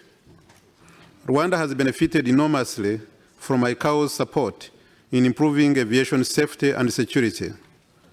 As we grow our air traffic network, it is our desire to reach out to other member states and encourage them to take advantage of the No Country Left Behind initiative as they move forward to improve their effective implementation. With regards to the case of unmanned aircraft systems, Rwanda believes the innovation in the aviation industry with drone usage can have a positive and sustainable effect on improved living standards of our communities, especially in the areas of health, agriculture, transport, and energy sector, to mention but a few. Usage of drones has given Rwanda the opportunity to explore new grounds in societal development while keeping true to ICAO Executive Committee agenda items 19 to 21, 23, and 25. The drone technology has proven to be the fastest and most efficient means to serve our needs considering the geography, topography, and climate of our country. This use of unmanned aircraft systems has been supported by efficient regulatory systems. We are also inspired that ICAO regards Rwanda as successful in its deliverance of service to its country using innovations and advancements in aviation. Rwanda is a proponent of ICAO No Country Left Behind initiative, and a forum such as the just concluded Innovation Fair educates the world on the available sources of enhancing human conditions through technology without compromising safety and security. In this regard, we appreciate the invitation to participate in such forums. Mr. President, distinguished ladies and gentlemen, in terms of liberalizing our air transport services and markets, the government of Rwanda has identified aviation as one of its key pillars for the socio-economic development, as stated in the country's Vision 2050. In fact, aviation tourism has contributed around 13% of the country's GDP. As a result, Rwanda fully supports the single African air transport market towards the full implementation of the Yamoussoukro decision, which was adopted with the objective to remove air traffic restrictions. Rwanda has also decided to have an open, liberalized economy. The new visa regime allows travelers from across the world to be issued a visa on arrival at port of entry, and we believe that the free movement of people fosters trade and tourism, and is good for the continent's integration policy and realization of the African free trade regime. Mr. President, distinguished ladies and gentlemen, Rwanda supports ICAO's COSIA initiative to ensure offsetting requirements from other airlines operating in Rwanda and keeping up with leading participating states on environmental protection, among others. Currently, Rwanda has the COSIA legal framework and drafted civil aviation technical standards that contain the standards, rules, and requirements which are applicable in respect to the ICAO Annex 16, Volume 4 regarding COSIA. We also intend to implement green airport standards at the new airport called Bugesera International Airport that will soon be operational. Rwanda welcomes the opportunity to collaborate with ICAO through secondment of technical experts to exchange ideas, skills, and expertise. As I conclude, let me take this opportunity to thank Dr. Bernard Aliou, President of the ICAO Council, for the award yesterday. And on this note, I would like to invite all of you to the forthcoming African Drone Forum to be held in Kigali, Rwanda, on the 5th to 7th February 2020. Finally, I wish to renew the commitment of the Republic of Rwanda towards the achievement of unequaled improvements in aviation safety and security as we continue to build a resilient and sustainable aviation industry. Let me end my remarks by wishing ICAO a happy 75th birthday. Long live ICAO. I thank you for your kind attention.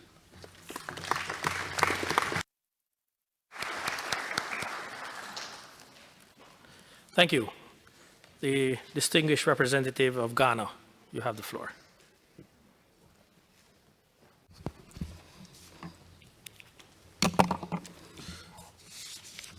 Mr. President of the General Assembly, President of ICAO Council, Dr. Olumiyiwa Bernard Aliou, Secretary General of ICAO, Dr. Fang Liu, colleague honorable ministers, members of parliament, chief delegates, representatives of ICAO Council and Air Navigation Commission, distinguished ladies and gentlemen.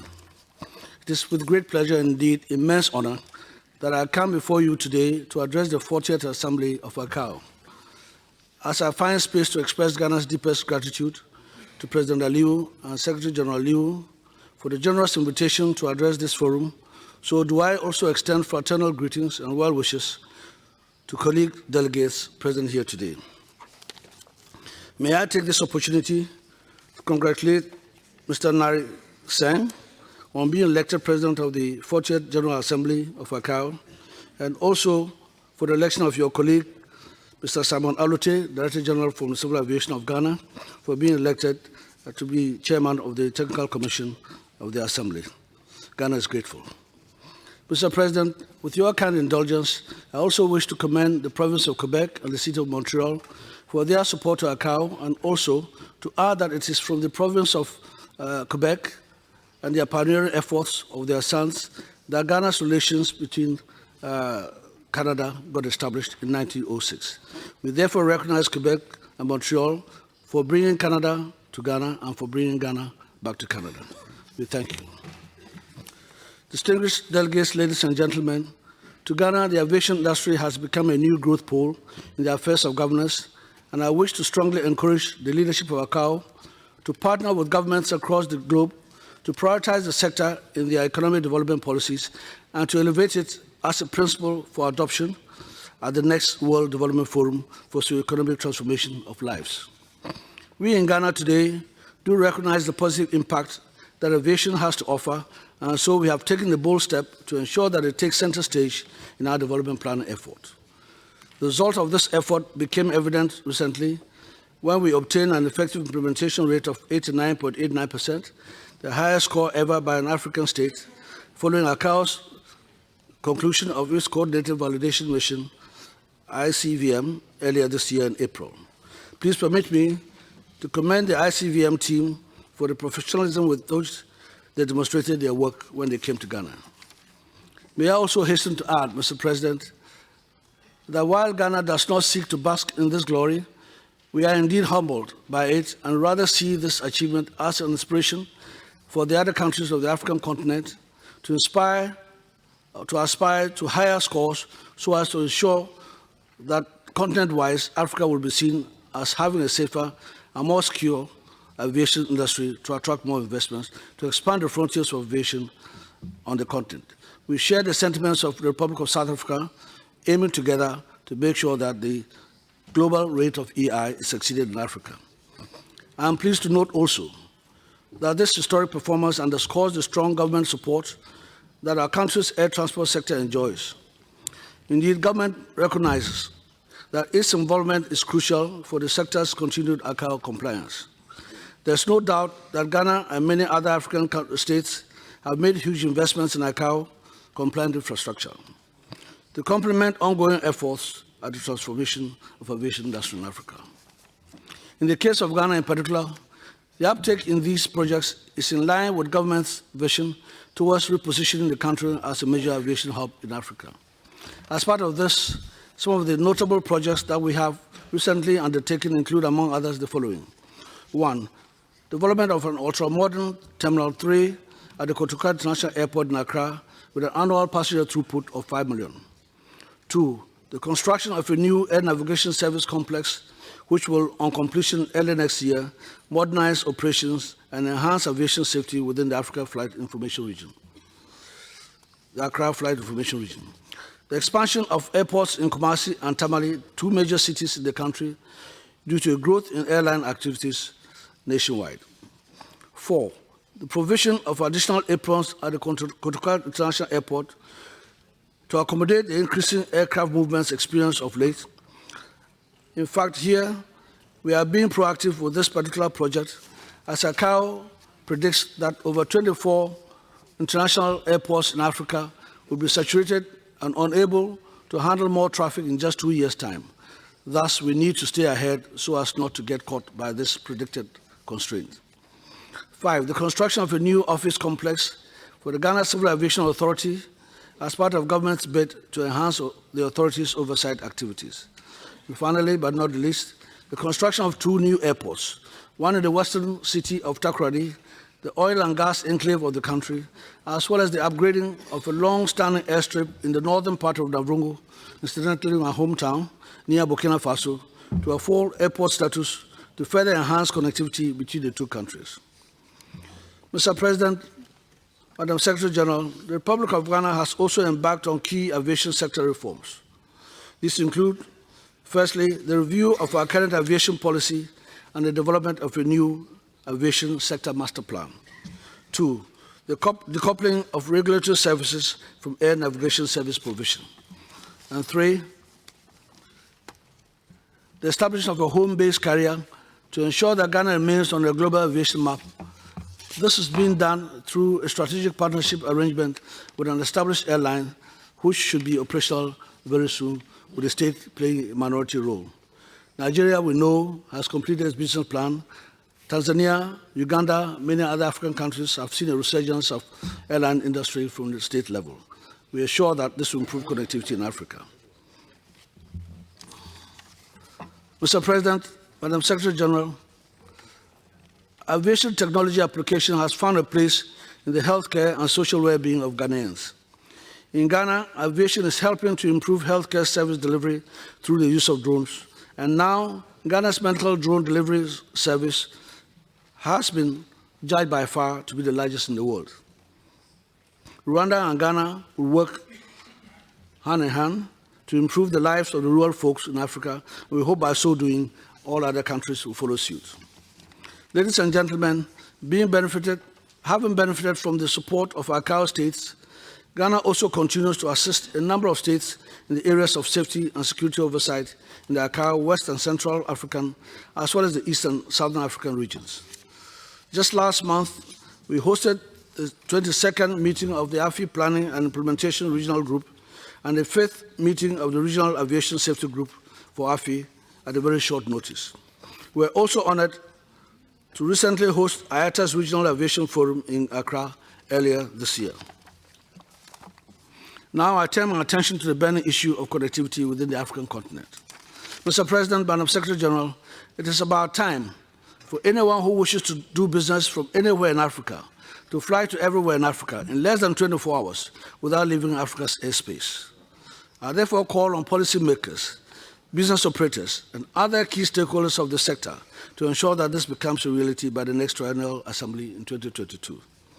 At the time that ICAO recognizes that Africa presents the highest potential for growth out of all the UN Aviation Agency's global regions, air connectivity in the continent should not be so poor that people traveling to parts of Africa have to fly into Europe to be able to connect flights into their final destinations back in Africa. May I therefore make an urgent call to the African leadership in particular and aviation operators at large to ensure that, and I repeat, by the year 2022, anyone flying from anywhere in Africa to everywhere in Africa should be able to do so within Africa in less than 24 hours without leaving the African space. Mr. President, Madam Secretary General, we shall meet to assess our performance when we return here in 2022. Where would we be by that time is the question to take home from here. And it goes without saying that there's business to be made in this improvement. I must, however, add that heads of states of the African Union have already signaled a determination to enhance air connectivity and sustainable development of air transport in the continent through the establishment of the Single African Air Transport Market, starting in January 2018. Closely related to this is the African Continental Free Trade Area, which was launched in Kigali in March 2018 and is now headquartered in Ghana through the kind support of the other AU member states. Through the African Continental Free Trade Area, the AU states aim to create a tariff-free continent in support of local business growth, intra-African trade, accelerated industrialization, and job creation. Distinguished ladies and gentlemen, as this is the first time that Ghana is hosting the headquarters of an international organization, I wish to assure you that my country remains committed to ensuring that air transport is used to enhance the air connectivity, free trade, and continental integration of one of the biggest markets in the world. Air cargo should therefore see a rise in activity in the coming years in Africa. Ladies and gentlemen, of critical importance to sustainable air transport development is an effective regulatory regime, including compliance with ICAO standards and recommended practices, human capacity development, as well as investments in modern air transport infrastructure. In closing, today, I must commend ICAO on its continued leadership in fostering effective partnerships between states and industry, and particularly on facilitating capacity building within and beyond the AFI region through the introduction of its No Country Left Behind initiative, as well as the peer review mechanism for air navigation service providers. May I take this opportunity as a sister country to commend our good friend and brother, Dr. Olumiyiwa Bernard Aliu, for the 6 years of hard work and innovation that he's brought to the Council. Mr. Aliu, you have a place in Ghana anytime you come back from Montreal. Ladies and gentlemen, thank you for the honor and opportunity to address this 40th ICAO Assembly session. And on that note, I wish you all very productive and engaging deliberations over the next 2 years. Thank you very much.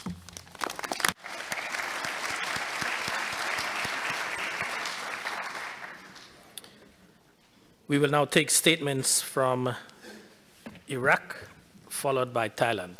The distinguished representative of Iraq, you have the floor.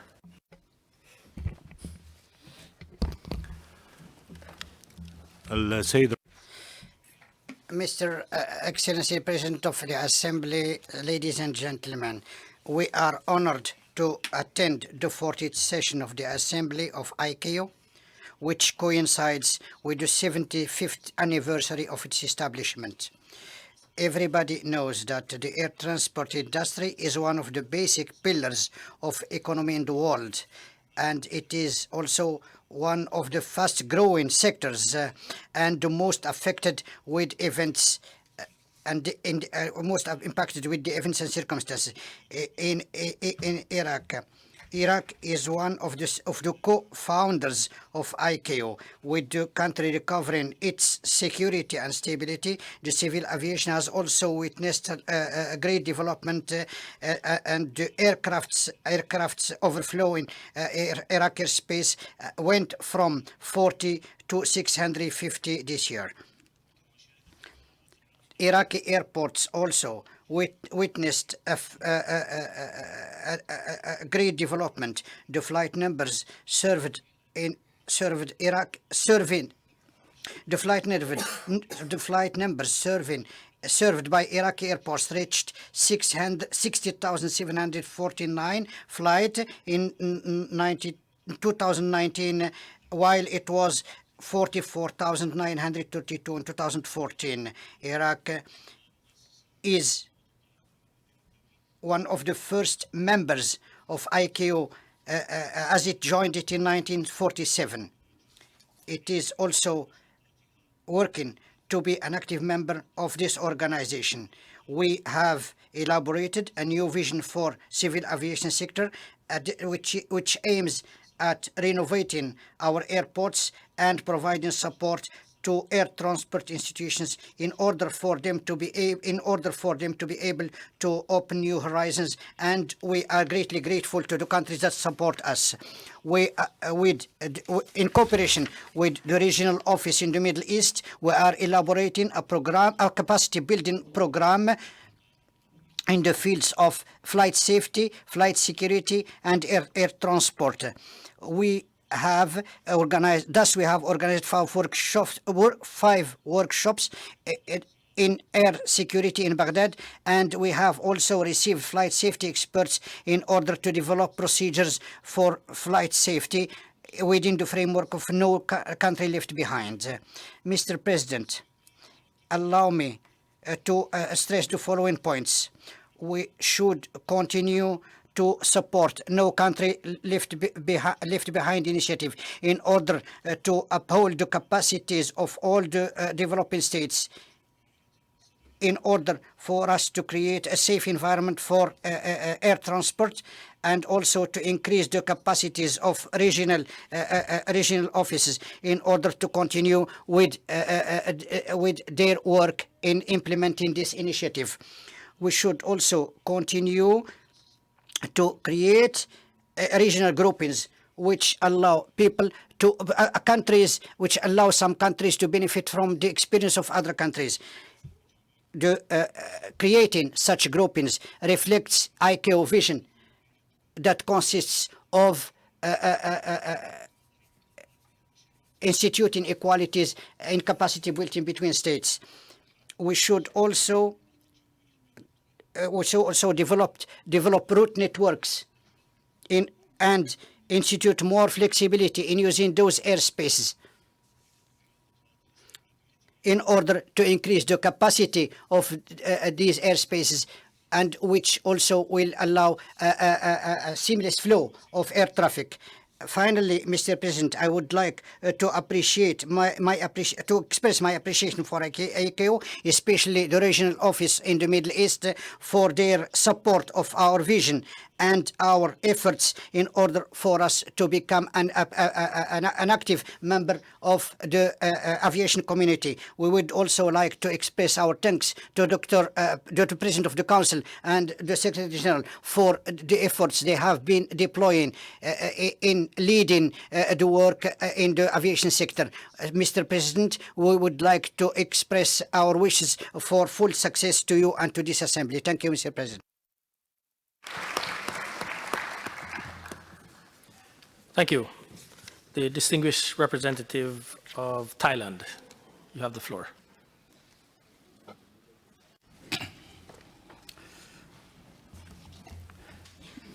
Mr. President of the Council, Mr. President of the 40th Assembly, Your Excellencies, distinguished delegates, ladies and gentlemen, it's my great honor and pleasure to address at the 40th session of the ICAO Assembly.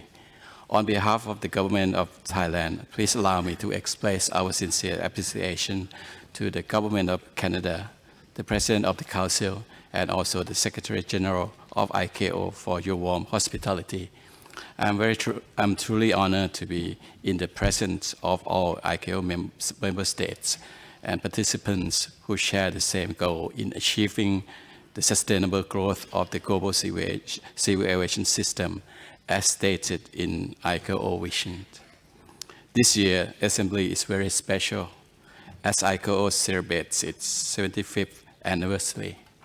As one of the member states, Thailand would like to reaffirm our commitments to support and promote different aspects of ICAO operations, not only as the host country for the Asia-Pacific Regional Office, but also as the member state that is ready to promote the safe, secure, efficient, and sustainable development of international civil aviation. Aviation industry has always played an important role in serving public and driving Thailand's economy. For the last 10 years, the growth in air transport is evidently illustrated through the 2.8 times increase in the number of passengers, which is equivalent to 162 million passengers last year. This is approximately 10.8% growth per year, higher than ICAO forecast for air transport growth in Asia and Pacific. From this rising demand, Thailand now has 30 certified air transport operators and 38 airports. Moreover, the growing of our international air transport lead to the increase of other-related activities such as aircraft parts manufacture, aircraft maintenance, and aviation training. This presents both economic opportunity and safety challenges, and Thailand had to be prepared to keep up with the fast changing of aviation industry. As some of you may be aware, that Thailand civil aviation has its ups and downs during the past 5 years. In January 2015, the ICAO Universal Safety Oversight Program Continuous Monitoring Approach, or USOP CMA audit of the country led to 3 areas of significant concerns. With the pinning of the red flag, and the country overall effective implementation score was 34.2%.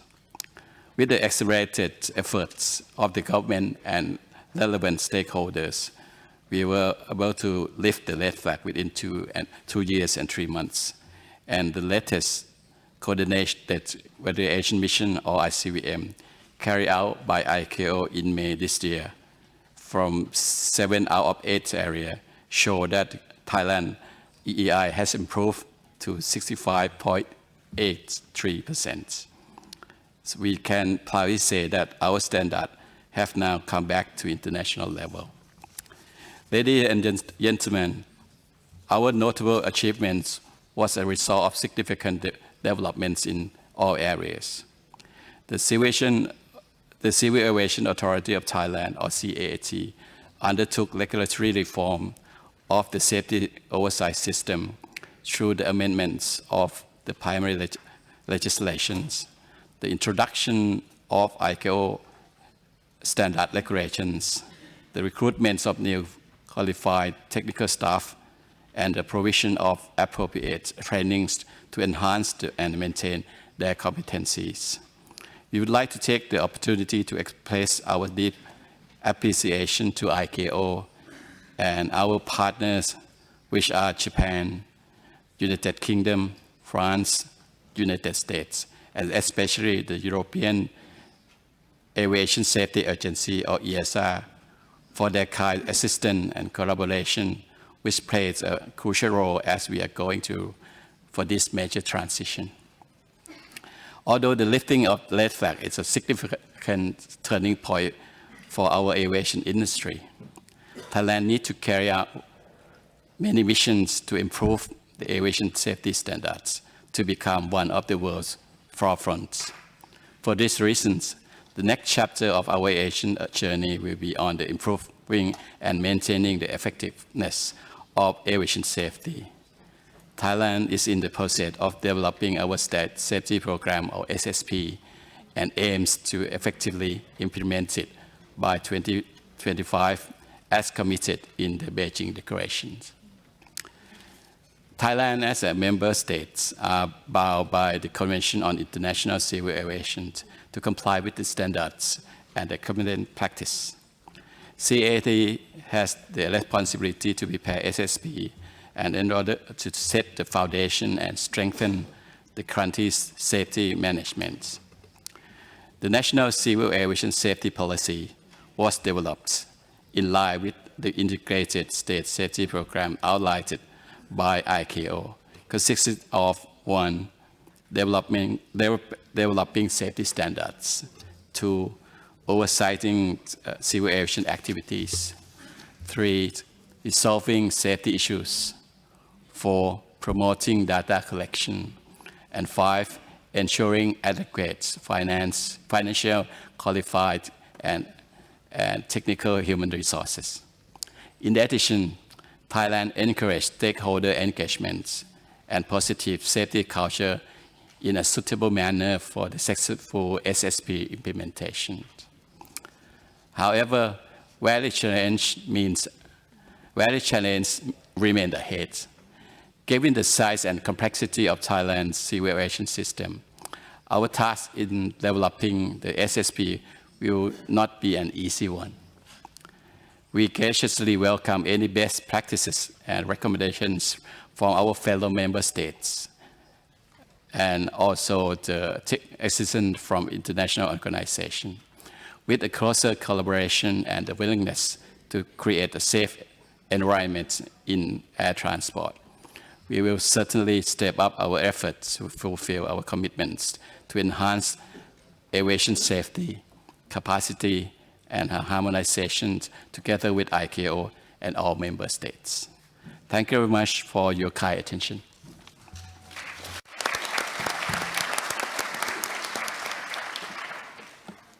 Thank you. The distinguished representative of Colombia, you have the floor. Su Excelencia, el Presidente. Your Excellency, President of the Assembly, Mr. Nari William Singh, Secretary General Dr. Fang Liu, and Bernard Aliou, President of the ICAO Council.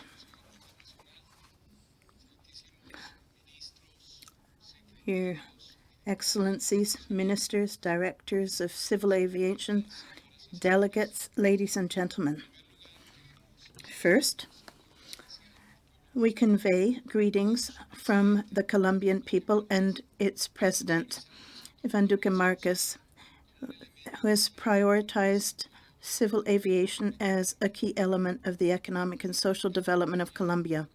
The Republic of Colombia has been a member state of ICAO from its very beginning, and it is very committed with its strategic objectives and the growth of civil aviation and strengthening the management and organizational structure. We've participated in the Council since 1969 as a member state or alternate. Similarly, in the different committees, the Technical Commission, and we were observer in the air navigation as well as in other international meetings. Colombia supports the work of ICAO through its programs, strategies, initiatives for security, air navigation, and safety of civil aviation, environmental protection, and sustainability of air transport, and is convinced that no effort should be spared to attain the strategic objectives of the organizations to benefit the community as nations.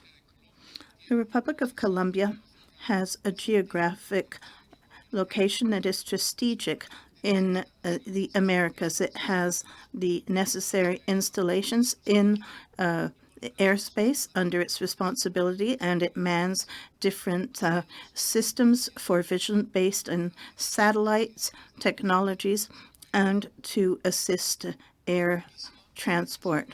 The Air Transport Commission, when it visited Colombia in July of 2018, highlighted the positive advances of our aeronautic authorities and the development of new technologies that are helping us with our aviation and in support of all our different safety and security plans. All of these based in the global aviation safety plans.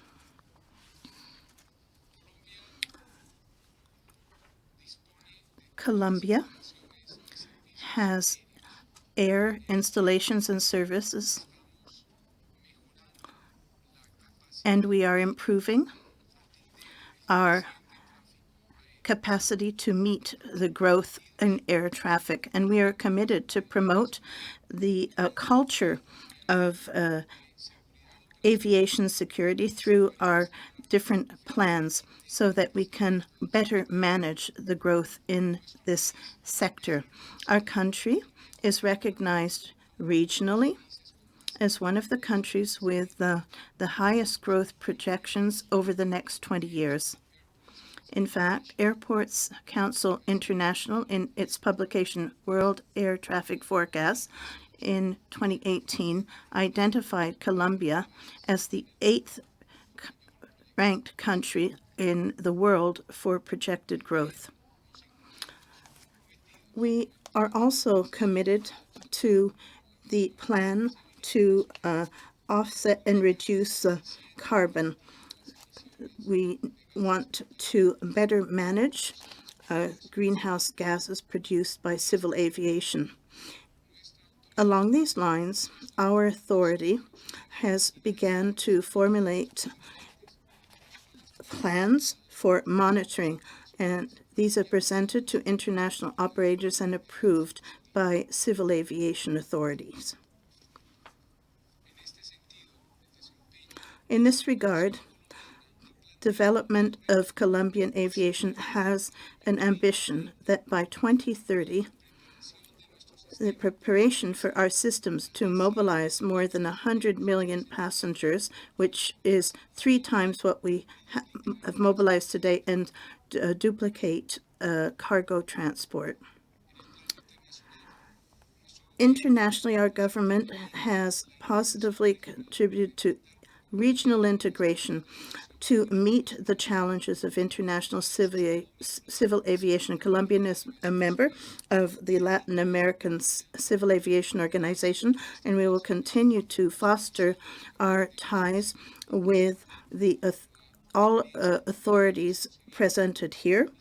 The African Civil Aviation Organization, the Arab Civil Aviation Organization, and the member states of the Asia-Pacific region, and all other civil aviation authorities in attendance at this assembly. Distinguished delegates and chiefs of delegation, Colombia is presenting its candidacy for the ICAO Council, Part 2, and we put our candidacy to your consideration, which would also be where Brazil would be present, Part 1, Argentina, Part 2, Costa Rica, Peru, Dominican Republic, in Part 3. The government of the Republic of Colombia would like to invite all member states of ICAO in attendance to support our candidacy to the Council of ICAO for the period 2019-2022. And we take this opportunity to reaffirm that Colombia will continue to work with all other member states of the organization to promote the capacity and the efficacy of international civil aviation, safety and security, as well as facilitation and the economic development of air transport and the protection of the environment. Thank you very much.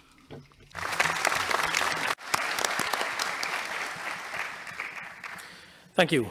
I now give the floor to the distinguished representative of Indonesia.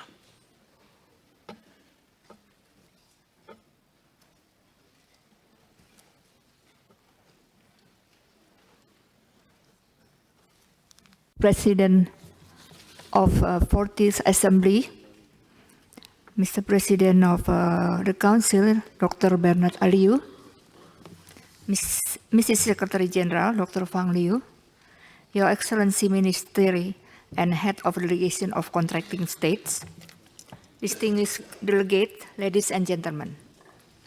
Good afternoon. Assalamualaikum warahmatullahi wabarakatuh. 2019 marked as almost 70 years of Indonesia's membership in ICAO since 1950.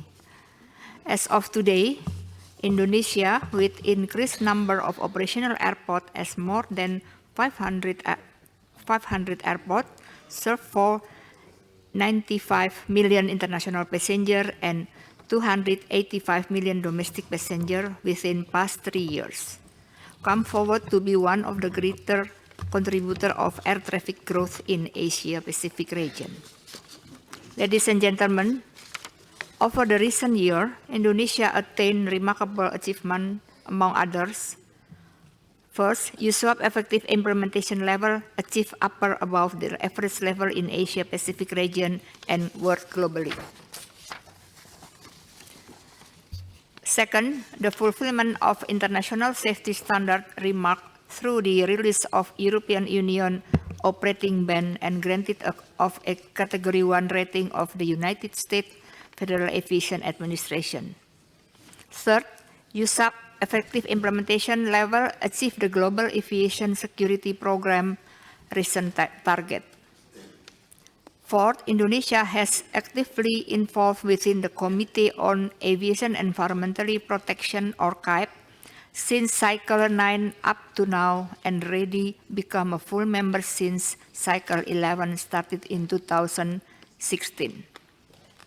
Indonesia has prepared the implementation of ICAO Carbon Offsetting and Reduction Scheme for International Aviation, or CORSIA, together with some states in the region and currently in the process of accrediting the independent verifier of CORSIA. Six, Indonesia has launched a collaborative decision-making or CDM system in managing the volcanic ash impact to aviation, namely IWIS, or Integrated Web-Based Aeronautical Information System Handling, which might be used as an alternative tool by ICAO and other member states. 7. Indonesia Airport granted several number of award categories such as the first world-based airport by size 15 to 25 million and the second Asia-Pacific based airport based on a Airport Service Quality Award. Ladies and gentlemen, the attainment boosts Indonesia's confidence to keep up with the tremendous effort for a safe, secure, efficient, economically sustainable, and environmentally responsible civil aviation by collaboration with other member states in implementing the ICAO No Country Left Behind. Ladies and gentlemen, in this opportunity, a few significant concerns we wish to highlight. First, having said Indonesia's achievement and the support achieved from the other states, Indonesia is be honored to provide technical assistance for any countries needed, and Indonesia welcome further discussion on technical assistance as for the enhancement of the world civil aviation performance. Second, sufficient concern should be given to the role of women in civil aviation, and Indonesia fully support to reinforce the women capacity in civil aviation at the world and regional level or in professional and higher level of employment in aviation. I myself, as the first female Director General of Civil Aviation Indonesia, is the representation of Indonesia's support to this program. In provincial level, Indonesia has 640 female air traffic controller, 339 female pilot, 177 female aeronautical telecommunication technical personnel, and many others female. Third, aside from the role of women in aviation, an adequate highlight should be given to the balanced representation of ICAO member states in the Council as well as in the Air Navigation Commission. As of today, ICAO comprises 193 member states through the adherence of the convention by 2 of our brother states. For this, it is a great pleasure of Indonesia to congratulate and welcome the Commonwealth of Dominica and Tuvalu for the new membership. Ladies and gentlemen, fourth, environment protection is another concern to be underlined.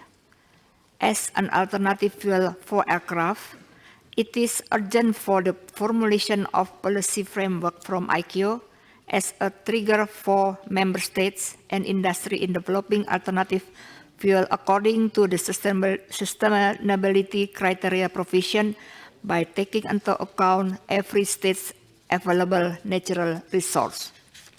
Fifth, to recall the tragedy of GT610 flight, our national airline operating Boeing 737-8 MAX on October 2018, the future safety monitoring program are not only laid on the certain parties, but this is a responsibility for the global civil aviation stakeholder to work together on this issue. Six, Indonesia highly emphasizes on several issues to be discussed in this assembly session, which comprise A. Global standard related to the design, certification, and operation of water aerodrome, standard for small aerodrome in mountainous area, detailed procedure and guidance in conducting the oversight for UAS operation, D. Handling volcanic ash impact on volcanic ash exercise, and disaster management in aerodrome. We wait for the discussion with you on other respective working paper. 7. Safety and security are the paramount aspect in civil aviation within 2 aspects are the heart of aviation, which are inseparable. If it is not secure, then it is not safe. It should be encouraged of strongly commit in compliance with ICAO standards and recommendations practices, as well as ICAO guidance, particularly Global Aviation Safety Plan and Global Aviation Security Plan. Ladies and gentlemen, having presented those highlights, allow me to conclude this remark by emphasizing the concern in the role of women in aviation and the need of close collaboration among their member states and the works of ICAO to achieve a safe, secure, efficient, economically sustainable, and environmentally responsible civil aviation. Thank you.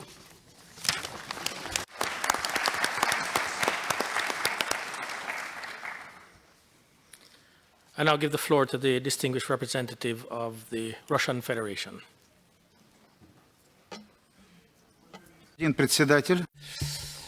President,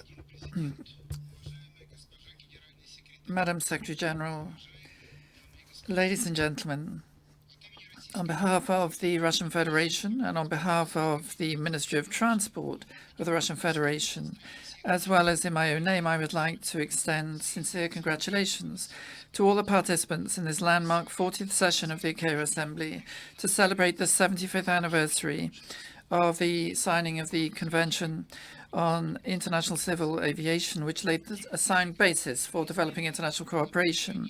ICAO's activities have been unfailingly geared to enhancing safety and efficiency of air transport and guaranteeing compliance with the provisions of the Convention, enshrining the fundamental principles of air navigation, key of which is the recognition of the exclusive sovereignty of states in respect of the airspace over their territories, as well as guaranteeing security of states in international transport, regardless of the level of political and economic influence. There are currently 193 states that are participants in the Convention, which demonstrates that the effect of the Convention covers the territory of almost all sovereign countries of the world. And it is especially noteworthy that ICAO is rightfully recognized as one of the most qualified and representative specialized agencies of the UN. And ICAO's focus on compliance with the provisions of the Convention stresses the special significance of the Convention for all member states and guarantees its effectiveness. I'd like to point out with particular pride that the Russian Federation, relying on the Convention's provisions, has always advocated sustainable development and safe development of international civil aviation, enhancement of air safety in all regions of the world, protection of civil aircraft from acts of unlawful interference, and maintaining a fair balance between economic interests. One cannot fail to agree that at present civil aviation plays the role of one of the most important drivers of economic development of the overwhelming majority of ICAO member states. In this regard, we think it's unacceptable to have a situation in which, under the slogan of combating climate change, attempts are made to impose on the civil aviation sector additional and unjustified financial burden in the form of the carbon offsetting and reduction scheme for international aviation, CORSIA. It's obvious that diverting significant financial resources from this sector will have an adverse effect on the rate of development of civil aviation and indeed the safety of flights. Moreover, the rates of growth of greenhouse gas emissions in the international civil aviation sector will accelerate. There is no doubt that such a policy in the field of global market-based measures will have an adverse impact on the processes of sustainable development of civil aviation, first and foremost in the developing states. It is for this very reason that we call for special attention to be paid to the working documents and statements prepared on this issue by a number of states. Moreover, there are acute problems with respect to the language services and strengthening of staffing at ICAO's regional offices. I also have to state, with respect to the declarations of certain states in the plenary of the Assembly, that we think it's necessary to note the following. ICAO has earned its authoritative position as a highly professional technical organization. In this regard, we deeply regret the attempts of Ukraine to politicize its work, especially as the questions of Crimea's sovereignty are not appropriate for discussion. We consider that ICAO should remain a professional organization and not be turned into a narrow political club. The Russian Federation is an active user of the airspace over the Black Sea in the Simferopol flight information region.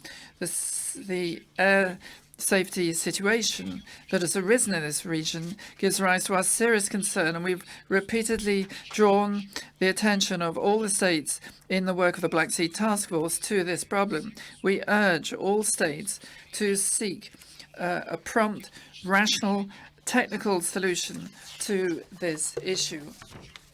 Given that the results of the investigation of the air crash of the Boeing 777-200 Malaysian airliner, which took place in the sovereign airspace of Ukraine on the 17th of July 2014.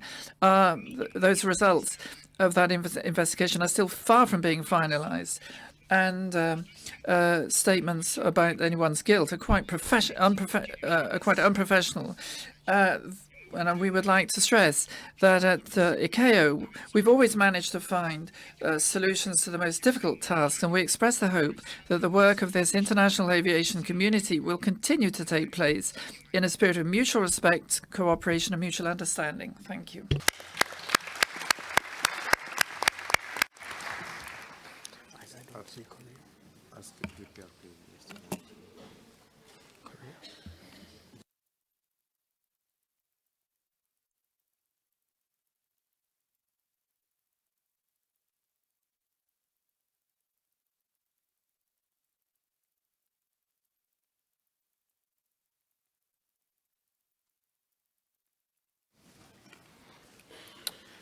Thank you very much. I understand that DPRK may have a brief intervention to make. Is that still the case? If so, they should press the button. If so, can you indicate?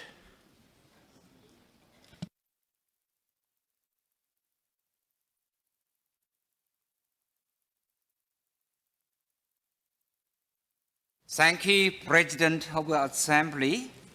Let me briefly explain and make clear our short-range missile launches.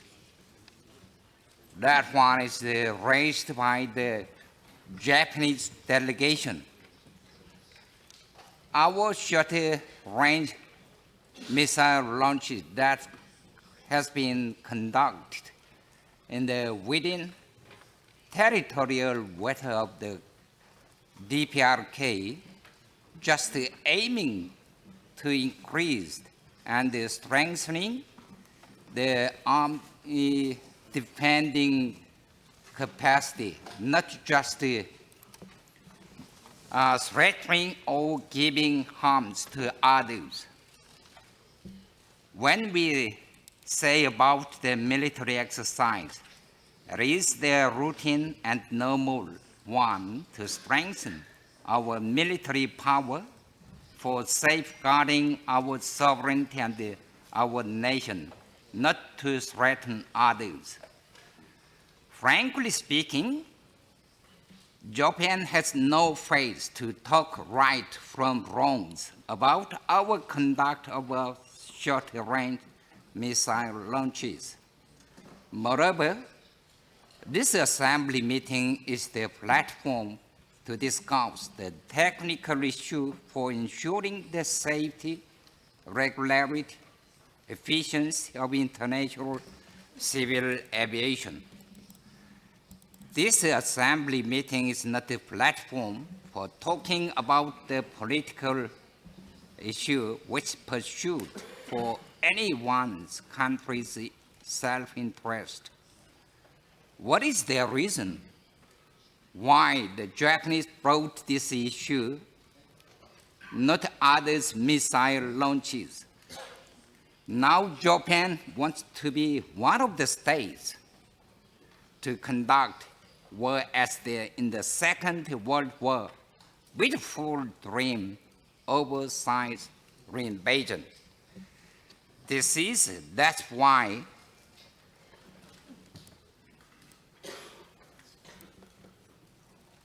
Japan not yet reflect wrong deed in the past, not compensate the damage on the Asian Pacific countries. So that's why I recommend Japan, before criticize others, Japan shall reflect on the past and compensate damage that did harm to the Asian Pacific nations during the last Second World War. Lastly, I kindly ask distinguished delegates and colleagues to know the Japan's real intention. Thank you for kind attention.